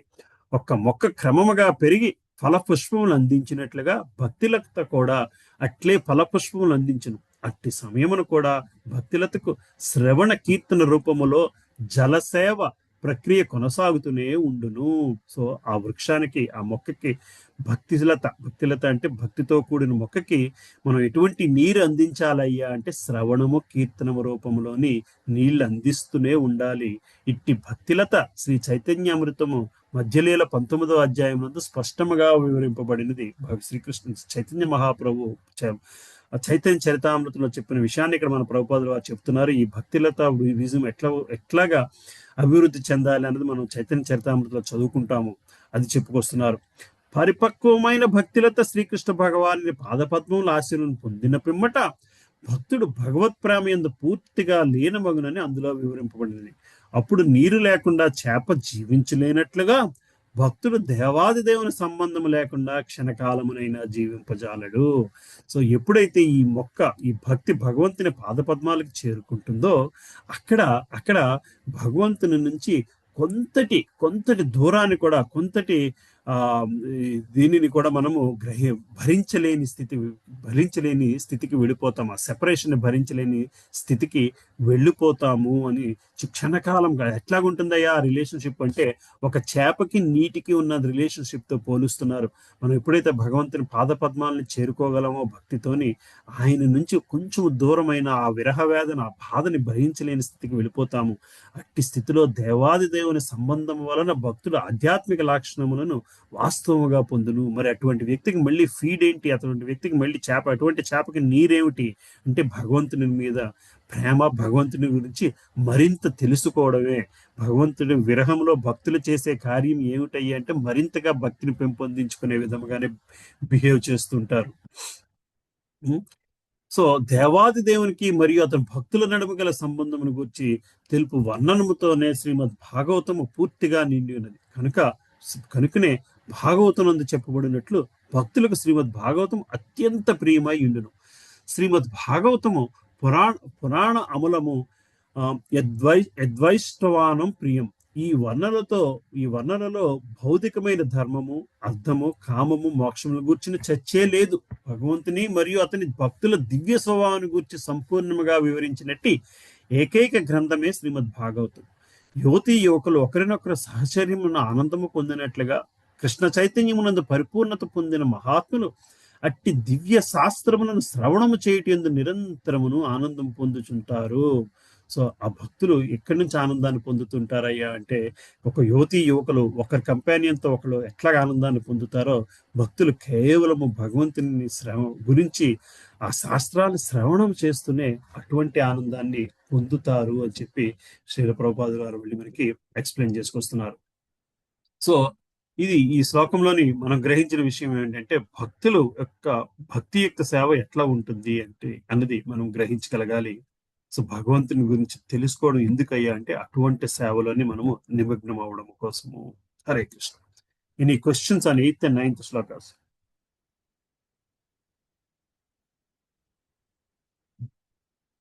చెప్పిన విషయమే చెప్తున్నట్టు అనిపిస్తుందా? చెప్పిన విషయం చెప్పి లేదు అలాగే కాదు. లేదు. ఇంతమో సుజాత మాతది చెప్పిన విషయం చెప్పడం కాదు ప్రభుజీ, సేమ్ ఏమి చెయ్యాలి అన్నది ప్రతి దానిలోనూ ఏం చేయాలి, what you should do, how you have to do అన్నది ప్రతి శ్లోకంలోనూ పర్పట్లో వస్తుంది. అసలు ఈ శ్లోకం 9th శ్లోకం అయితే అది భక్తి బీజము అదంతా చాలా ఈజీగా చెప్పేస్తారు Prabhuji. If you have surrender ఉండి, శ్రద్ధ ఉండి, భక్తి ఉండి, అన్నీ ఉంటే చాలా ఈజీగా అన్నట్టుగా చెప్పేశారు ఈ శ్లోకంలో పర్పట్ అంతా. అది లేకపోతే చాలా కష్టం కదా ప్రభుజీ, అసలు జరగదు కదా, ముందుకు వెళ్ళదు కదా. సో అందుకే ఈ 4 శ్లోకాలు చాలా ఇంపార్టెంట్ అమ్మా. Basically it's total reflection of your own life. Yeah నేను భక్తుడిని అని పిలిపించుకోవడానికి ఎంతవరకు అర్హత ఉంది, ఎంతవరకు ఏం చేస్తున్నాను, ఏం చెయ్యాలి. ఇట్ ఈస్ అగైన్ ఒక బారోమీటర్ అని కూడా అనుకోవడానికి వీలు లేదు. ఒక డైరెక్షన్ అని చెప్పుకోవాలి. Yeah direction. ఒక డైరెక్షన్ ఇవ్వడం కోసం. ఒక పారామీటర్ అనేది ఎందుకంటే గూగుల్ మ్యాప్స్ ఉన్నాయి కానీ మళ్ళీ అప్పుడప్పుడు చూస్తుంటాం మనం కరెక్ట్ గా వెళ్తున్నామా లేదా అని చెప్తుంది. మనం తప్పు చేస్తే మళ్ళీ రీడైరెక్ట్ చేస్తుంది, right? I mean for that reason మన ఈ శ్లోకాలు మళ్ళీ చెప్పింది ఎందుకు చదువుకోవాలి అంటే, తప్పు చేస్తుంటే మళ్ళీ రీడైరెక్షన్ కోసం. If you're deviating, rerouting, you're deviating to reroute ourselves, we need to understand this again and again basically. So భక్తిని ఎట్లాగా ఒక కొవ్వు తారిపోతుంటే చెయ్యి ఎట్లా అడ్డు పెడతాం, ఆ భక్తిని ఎట్లా నిలబెట్టుకోవాలి అన్నది ఈ శ్లోకంలో చెప్పుకొస్తున్నారు. భక్తుల యొక్క సేవ ఎట్లా ఉంటుంది అనేది ఎందుకు తెలుసుకోవాలి అంటే, మన భక్తిని మనం కాపాడుకోవడం కోసం, మనల్ని మనం కాపాడుకోవడం కోసం basically.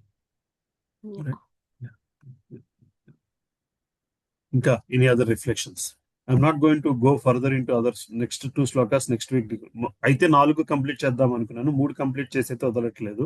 So we will, as a class we will close here, but we can discuss more basically. So 10వ శ్లోకము భగవంతుడు ఏం చెప్పుకొస్తున్నారు? ప్రేమతో నా సేవ యందు నిరంతర ఆసక్తులై ఉండే వారికి నన్ను చేరగల బుద్ధి యోగమును నేనే ఇస్తున్నాను, నేను వస్తున్నాను. ఈ 10-11 శ్లోకాలు చాతుర్శ్లోకాలు, నెక్స్ట్ 2 శ్లోకాలు నెక్స్ట్ వీక్ చూద్దాము. So we can discuss more on what we discussed today basically. ఇంకా ఎనీ అదర్ రిఫ్లెక్షన్స్? ఇమ్మా అంతే మాతాజీ. అసలు ప్రభు ఉన్నారా? నాగా ప్రభుజీ, అసలు భగవద్గీత అంటే మహాభారతం జరిగే అంటే ఎప్పుడు రాశారు ప్రభుజీ? అంటే చెప్పండి. మహాభారతం 1,00,000 శ్లోకాలండి, అందులో 700 శ్లోకాలు భగవద్గీత. అందులో 700 శ్లోకాలు. ఇది కురుక్షేత్ర యుద్ధం స్టార్ట్ అవ్వకముందు జరిగిన సంభాషణ. కృష్ణుడికి అర్జునుడికి మధ్య జరుగుతున్న సంభాషణ. యుద్ధం చేయడానికి అర్జునుడు నేను రెడీగా లేను అంటే కృష్ణుడు ఇస్తున్న ప్రెప్టాక్ అనుకోండి. Before the game, this is the prep talk before the game, emergency prep talk బేసికల్ గా. ఆ యుద్ధ భూమిలోని అర్జునుడు యుద్ధం చేయలేను అని అంటాడు అని కృష్ణుడు ఎక్స్పెక్ట్ చేయలేదు. ఆ స్థితిలో ఉన్న తన మిత్రుడిని బయటికి తీసుకొచ్చి తనతోనే సక్సెస్ఫుల్ గా ఎగ్జామినేషన్ కి, ఐఐటి ఎగ్జామ్ కి వెళ్లే ముందు సతికిలు పడిపోతే వాళ్ళని ఎంకరేజ్ చేసి ఆయన చేత ఏఐఆర్ ర్యాంక్ 1 తెప్పించిన లాంటి పరిస్థితి అనమాట బేసికలీ. ఆ టాక్ కృష్ణుడు ఇక్కడ అర్జునుడికి ఇస్తున్నాడు. అది ఎమర్జెన్సీ ఫిలాసఫికల్ డిస్కషన్ అది బేసికల్ గా. లోని మనకి అది పర్వాల కింద ఉంటుంది. అందులో భీష్మ పర్వంలో ఈ 700 శ్లోకాలు ఉన్నాయి ప్రభు. దాన్ని ఓకే తీసుకొచ్చి భగవద్గీత కింద సెపరేట్ బుక్ కింద పబ్లిష్ చేశారు. ఓకే ప్రభుజీ. ఇంకా ఎనీ అదర్ క్వశ్చన్స్? గురుజీ అంటే ఎంత కాలం తర్వాత రాశారు టోటల్ అసలు భారతాన్ని? కాలం తర్వాత రాశారు. సో సో భారతము అది ఎలాగవుతుంది ప్రభు? అర్జునుడు కొడుకు అభిమన్యుడు చనిపోతాడు. అభిమన్యుడు యుద్ధంలోనే చనిపోతాడు. సో ధర్మరాజు మళ్ళీ భారతంలో యుద్ధం అయిపోయిన తర్వాత ధర్మరాజు పట్టాభిషేకం అవుతుంది. ధర్మరాజు తర్వాత పట్టాభిషేకము దీన్ని రాజ్యాన్ని పరిపాలించిన వాడు పరీక్షిన్ మహారాజు తన శాపం రావడంతో 7 రోజుల్లో చనిపోతావు అంటే తన కొడుకుకి జనమేజయుడికి పట్టాభిషేకం చేసి వెళ్ళిపోయి అప్పుడు జరిగిన డిస్కషన్ శ్రీమద్ భాగవతం. జనమేజయుడు పరీక్షిన్ మహారాజుకి శాపం వలన చనిపోయాడు కాబట్టి ఒక సర్పశాపం ఉంటుంది, పాము రూపంలో వచ్చిందని చెప్పి పాములన్నింటినీ కూడా నశింపజేస్తాను ఈ జాతిని అని చెప్పి సర్పయాగం చేస్తాడు. సర్పయాగం చేసిన తర్వాత మళ్ళీ ఆ సర్పయాగాన్ని నాకు కరెక్ట్ గా గుర్తులేదు, ఎవరో వచ్చి ఆపుతారు. సర్పయాగాన్ని ఆపిన తర్వాత సర్పయాగంలోకి మండపంలోకి ఒక కుక్క వస్తుంది.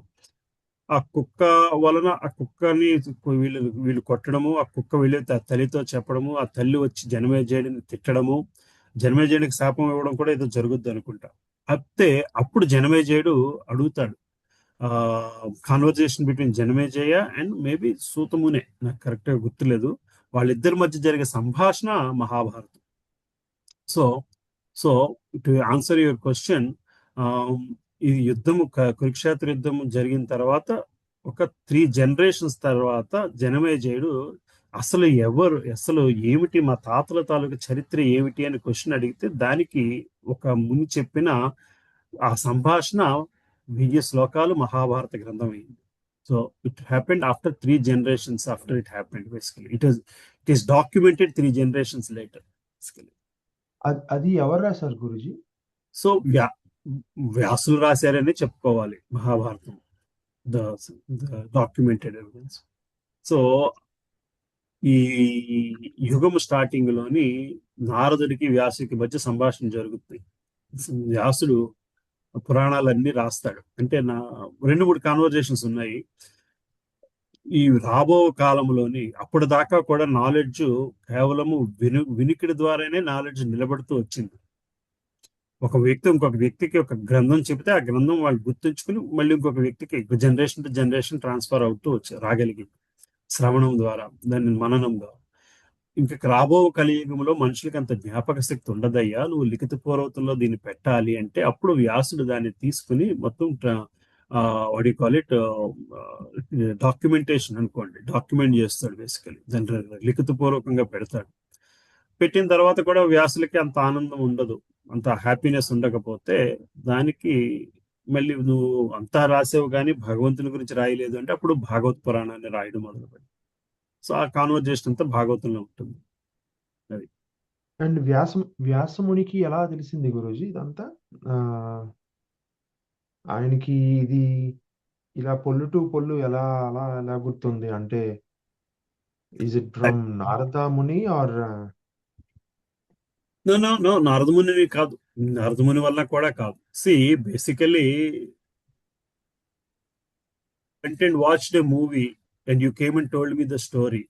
then I told it to somebody, and then that somebody told the story without even seeing it.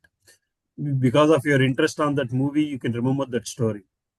So ఇది ఇవాళ మనకి ఈ ప్రాసెస్ లో అది ఎంత ట్రాన్స్ఫార్మ్ అయిపోయింది, how much is it lost in translation, ఇవన్నీ జరుగుతాయి. కానీ పూర్వకాలంలోని that is the only way of remembering. So so వ్యాసునికి అది ఒకటి. రెండోది, వ్యాసుడు భగవంతుని తాలూకు ఒక అవతారం కింద గ్రహిస్తుంది శాస్త్రం. వ్యాసుని కూడా భగవంతుని తాలూకు ఒక అవతారం కింద గ్రహిస్తుంది. వ్యాసుడు కూడా తలుచుకుంటే టైం ట్రావెల్ చేయగలడు. ఆ స్థితి, అక్కడికి వెళ్ళి ఆ పరిస్థితిని చూసి రాగలిగే శక్తి అతనికి ఉన్నది. దాని వలన ఆయన దాన్ని రాయగలిగాడు బేసికలీ. సో నారదుడు కూడా అందరికీ ఇవ్వలేదు వెళ్ళి రాయమని, అది వ్యాసునికి చెప్పాడు బేసికలీ వెళ్ళి రాయమని బేసికలీ, ఎందుకంటే ఆ శక్తి ఆయనకు ఉంది కాబట్టి. So it is not like what we see today, like, you shoot it on a cell phone, then that becomes, then you write a document out of it, then it is documented evidence. It's not like that, basically. అంతేగాని ధర్మరాజుకి ధృతరాష్ట్రుడికి పళ్ళు ఒక ఆయన చెప్పారు కదా గురూజీ, సంజయుడు. ఆయన ఏమి వ్యాసుడి శిష్యుడు సంజయుడు, వ్యాసుడి శిష్యుడు. ఓకే. సో సంజయుడు వ్యాసుడి శిష్యుడు. వ్యాసుడు తాలూకు వరంతోనే సంజయుడు దాన్ని అక్కడ లేకపోయినా చూసి చెప్పగలిగే శక్తి అతనికి ఉంది. సో అదంతా కూడా వ్యాసుడు గ్రహించగలడు. ఆ కాన్వర్జేషన్ అంతా కూడా వ్యాసుడు గ్రహించగలడు. అంటే మేము ఆమని మాతాజీ గారి ఆఫీస్ లో ఈ రామాయణం వింటున్నప్పుడు one of the topic was Valmiki అసలు ఎలా, ఒక దొంగకి ఎలా రామాయణం వచ్చింది టు రైట్ అనే దానికి there is a background story, and just అలా ఏమన్నా ఉందా దీనికి కూడా అన్నట్లు అడుగుతున్నాం గురూజీ. Which is I don't know the story basically, but the point here is it still exists in a written form. It still helps us to get ourselves liberated, and we should make use of it. లేదు గురుజీ, అంటే మాకు కూడా మేము మిమ్మల్ని అడుగుతున్నట్టు మమ్మల్ని కూడా వేరే వాళ్ళు ఎవరో ఒకళ్ళు అడుగుతూ ఉంటారు కదా గురుజీ. మాకు అది తెలియదు అంటే ఇంకేంట్లే అది ఇది అంటా ఉంటారు. ఇప్పుడు ఇట్లాంటి ప్రపంచంలోనే కదా ఉంటాను మనం. పొద్దున్న లెగిస్తే వావ్ అనే వాళ్ళు ఇద్దరు ఉంటే క్వశ్చన్ చేసే వాళ్ళు 8 మంది ఉంటారు 10 మందిలో. వాళ్ళు క్వశ్చన్ చేయడం కారణము ఏంటంటే, నేను తెలుసుకోలేకపోతున్నది విక్రమ్ తెలుసుకుంటున్నాడు అన్న అసూయతో మిమ్మల్ని 4 రకాల ప్రశ్నలు అడుగుతారు. నేను చేయలేకపోతున్నా, ఆయన చేస్తున్నాడు. ఆయన ఎందుకు, నిజంగానే అందులో ఎప్రిసియేషన్ కంటేను అదేదో విక్రమ్ తెలుసుకున్నాడు అతని నుంచి మనం తెలుసుకుందాం అనే కంటేను how do we put him in a fix, how do we prove what he's doing is not right, అదంతా కూడా అసూయ నుంచి వస్తుంది కొంతవరకు కూడా. బట్ నేను కూడా మిమ్మల్ని ఫస్ట్ మనం క్లాస్ జాయిన్ అయినప్పుడు క్వశ్చన్స్ అడుగుతా ఉంటే నేను కూడా ఓకే నేను మంచి క్వశ్చన్లు అడిగినట్టున్నానని నేను ఒక మనిషిగా ఫీల్ అవుతా ఉండేవాడిని గురుజీ. But the deeper we go we understand right, మనకి క్వశ్చన్లు అడిగే తెలివితేటలు కూడా భగవంతుడు ఇచ్చిందే, ఆయన అడిగిపిస్తేనే మనం అడుగుతున్నాం అనే ఒక ఫిలాసఫీ అనుకోండి, అండర్స్టాండింగ్ అనుకోండి, అలా కదా.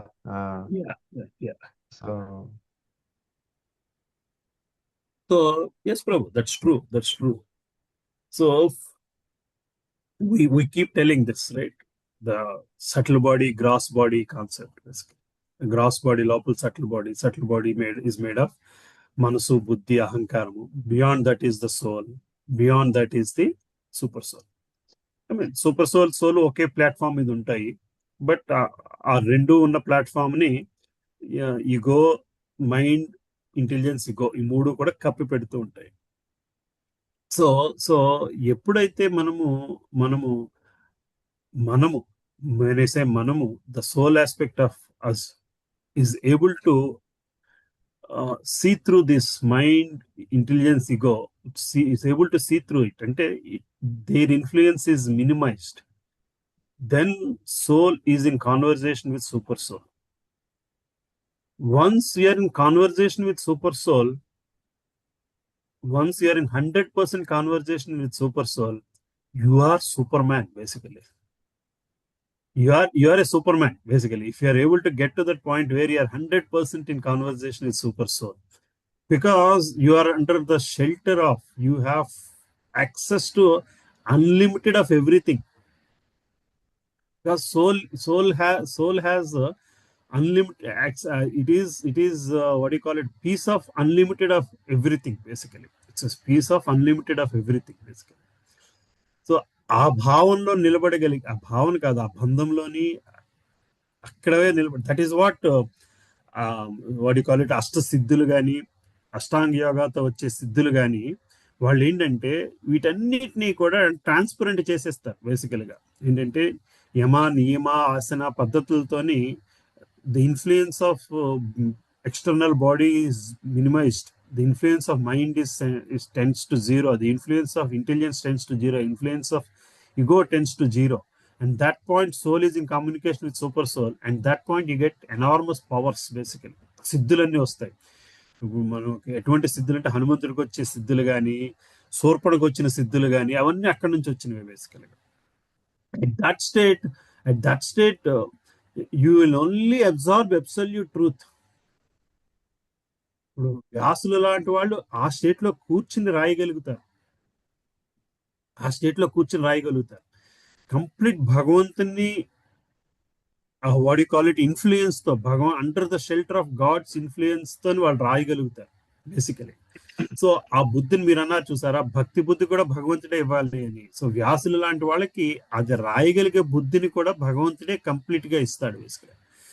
The more they are in that state, you are inseparable. You are as good as, you are as qualified as, you are as powerful as that super soul basically, right? I don't know why I'm talking about this. The question ekkada modalaindi idi.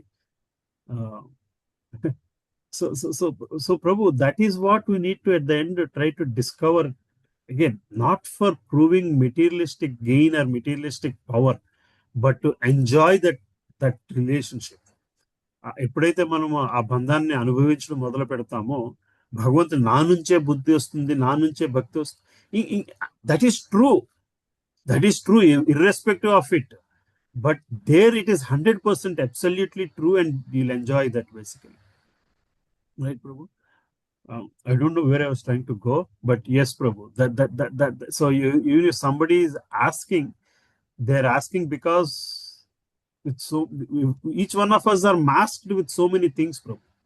We are seeing through the lens of ego, through the lens of intelligence, through the lens of mind, through the lens of bodily requirements and all that basically.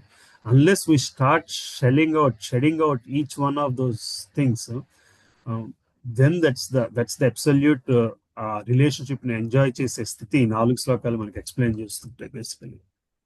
So ఆ స్థితిలోంచి మాట్లాడడం మొదలు పెడితే ఎటువంటి వాడైనా మాట వినాల్సిందే.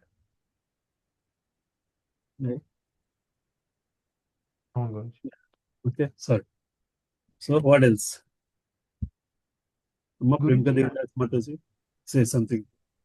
How was the initiation ceremony, Prabhuji? It was good, Mataji. It was nice. Yeah. Your whole family was there, Prabhuji? నేను మాతాజీ వెళ్ళాము. Acha. They are letting only one person in case.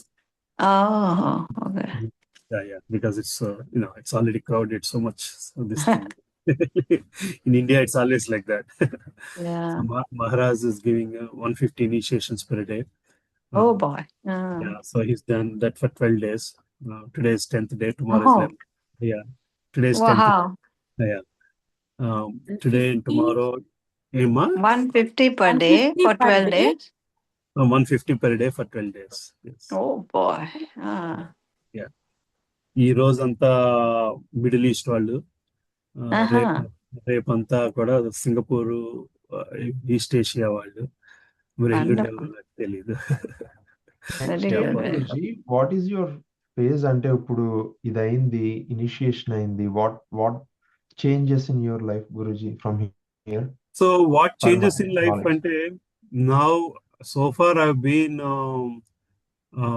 asking or craving or hankering to be accepted And now Guru has said, okay, I'm accepting you, basically. He's accepted me as his disciple. So what changes? I have to be more careful with my behavior, even more careful, because నేను ఏం చేసినా సరే ఆయనకి impact వస్తూ ఉంటుంది. Because I'm his disciple, I'm carrying his message, I'm carrying his name behind, basically. Your And thought. it's at physical level. నేను చేసి and at spiritual level, he is doing two things. He's doing, when he accepting అంటే he's doing two things, basically. నేను శిష్యుడిగా అంగీకరిస్తున్నాను, నీ మీద ఆ నమ్మకం ఉంది, నీ మీద ఆ నమ్మకం ఉంది, నువ్వు నా నా నా భావనలో జీవితాన్ని వెలుబుచ్చుకోగలుగుతావు. నా భావన శ్రీల ప్రభుపాద వారి భావన. సో ఆ శ్రీల ప్రభుపాదుల వారి భావన నా భావన, నువ్వు అదే భావనలో జీవితాన్ని వెలుబుచ్చుకోగలుగుతావు. ఇక పైన నువ్వు ఎటువంటి తప్పుడు కనులు చేయవు, నీ కర్మని నేను స్వీకరిస్తున్నాను.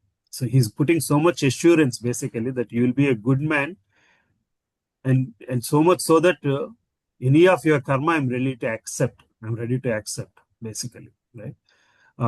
So and then so much so that I have so much issue, I mean, నీ మీద నాకు అంత నమ్మకం ఉంది అంటే నేను నిన్ను నీ చేయి పట్టుకుని గోలోకానికి తీసుకువెళ్తాను అన్న ఒక అష్యూరెన్స్ ఇస్తున్నారు గురువు, బేసికలీ. అది కర్మని స్వీకరిస్తున్నారు, కర్మని స్వీకరించి ముక్తికి అష్యూరెన్స్ ఇస్తున్నారు, basically. So I have to reciprocate it with the same responsibility. చెప్పండి గురుజీ. అంటే అది పాత కర్మ గురుజీ, కొత్త కర్మ, ఇప్పటి నుంచి ఉండే కర్మ గురించి? అది అంటే నాకు జస్ట్ బేసిక్ క్వశ్చన్స్ అనిపించవచ్చు మీకు, బట్ జస్ట్ అండర్స్టాండింగ్ కోసం. See, yeah, it is your karma. If any karma basically is taking, basically it's bad, it's sigma karma of your 0 to X life. Yeah. Mataji, Premka Devidas Mataji is very senior. So No. yes, Ma, you've been initiated long back, right? No, just 3 years back, Prabhuji. Yeah, 3 years is a long period. మీ గురువు ఎవరు ప్రేమిక Mataji? Varsana Swami Maharaj.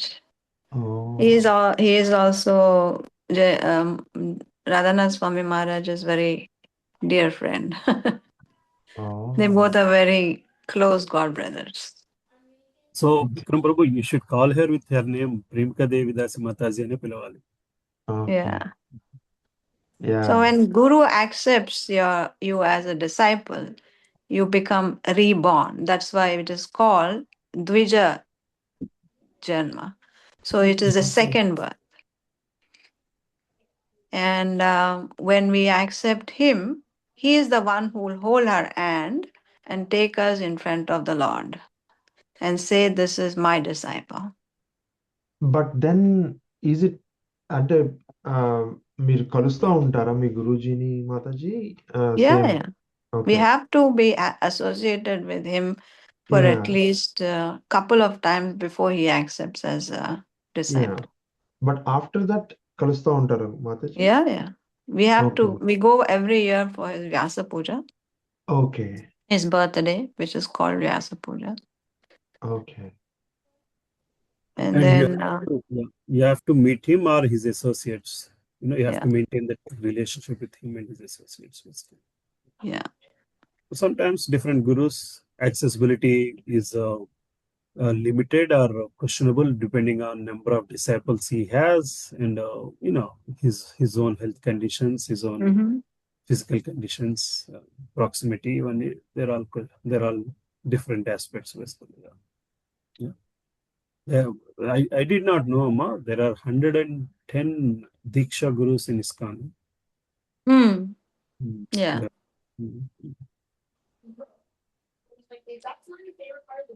There, actually, when Maharaj initiated me and Prabhuji, we got he got the name as Krishnananda Das and myself as Premika Devidasi. And so after 1 month, we went to see Maharaj Jayapataka Swami Maharaj, and he said, then he asked our initiated name. So he said, "Oh, Haribol, very good." And he said, "What is the name before and after your name?" He asked me. I said, it's just Premika. Oh, you're very lucky. You would have got 4 names before and after your actual name, he said, if you were my disciple. Because what does it mean really? Yeah, because he has so many Many disciples. disciples that he has to combine names Combination to of give names. the actual name. Yeah.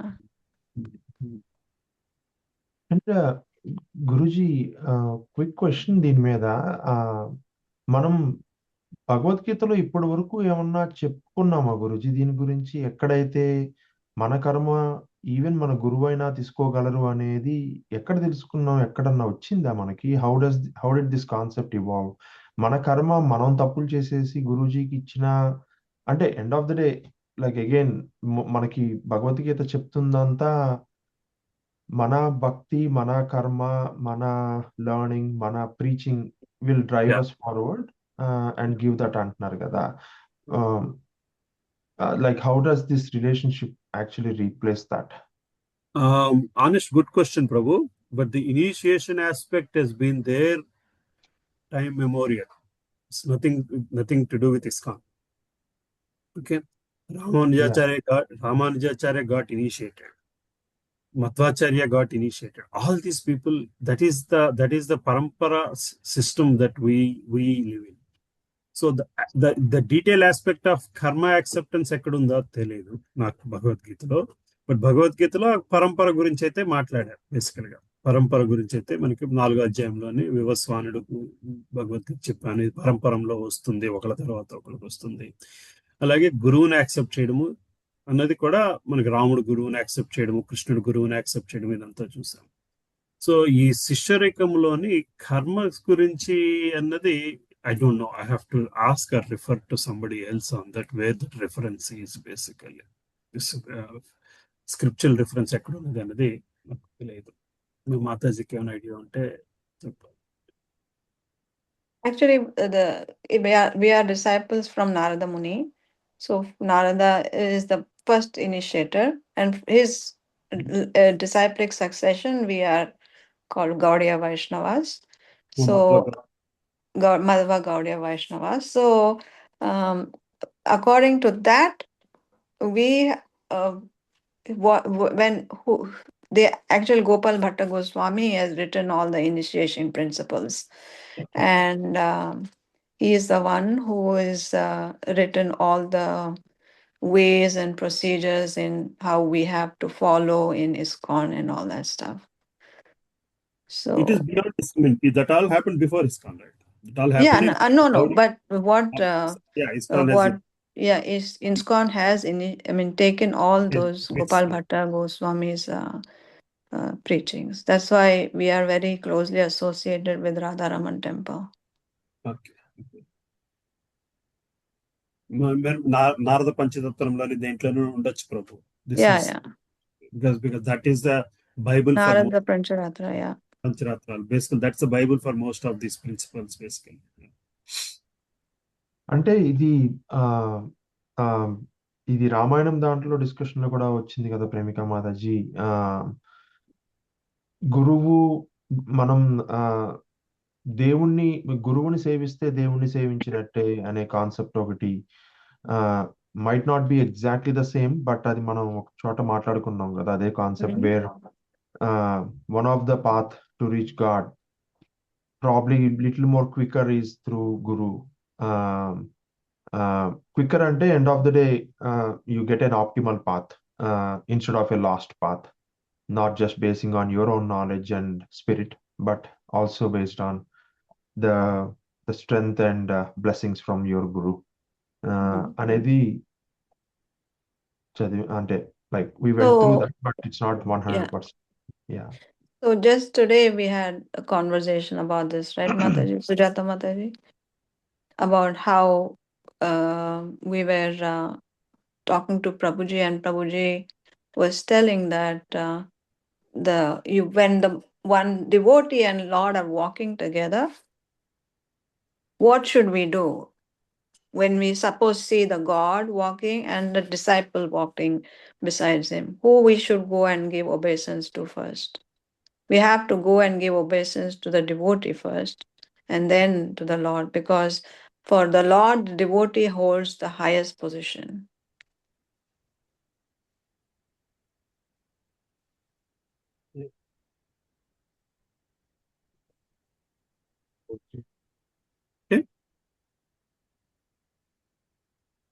Anything else?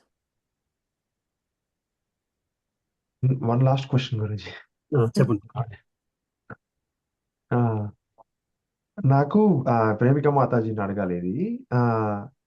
మీరు ఎప్పుడు అలా నోట్లో ఎందుకు అనుకుంటా ఉంటారో తెలుసుకోవచ్చా Mataji? It's chanting.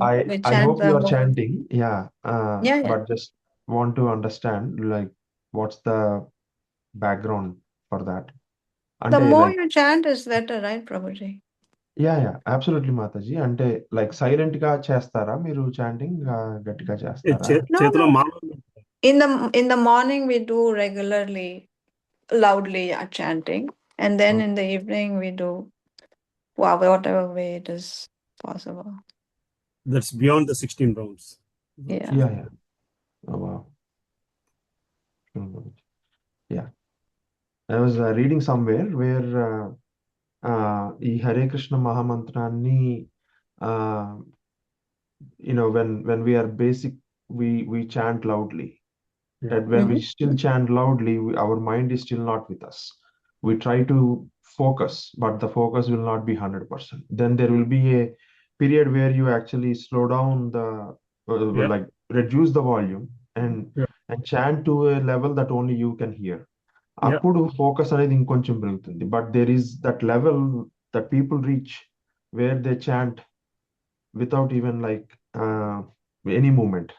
And that actually at that point, when they reach that point, their focus level is at the ultimate level, where they don't have really anything to do with external noises. That is so constant. Until like when we are doing it, I was trying to like also look at how this is all going to play అనే దాని గురించి. But అందుకని అడుగుతున్నాను. Yeah. There is that. In the morning, generally before. In the morning we do it. Yeah, Mataji. So that it's out of our, we are committed because we take a promise to chant 16 rounds. So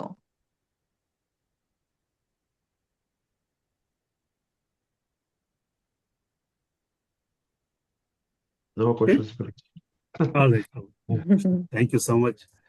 Thank you so much, Amma. Congratulations, Guruji. Thank you. Once again. Thank you. Thank you. Hare So I'm going to stop here, Amma. So we'll Yes, begin Prabhuji. next week. Yeah. Okay.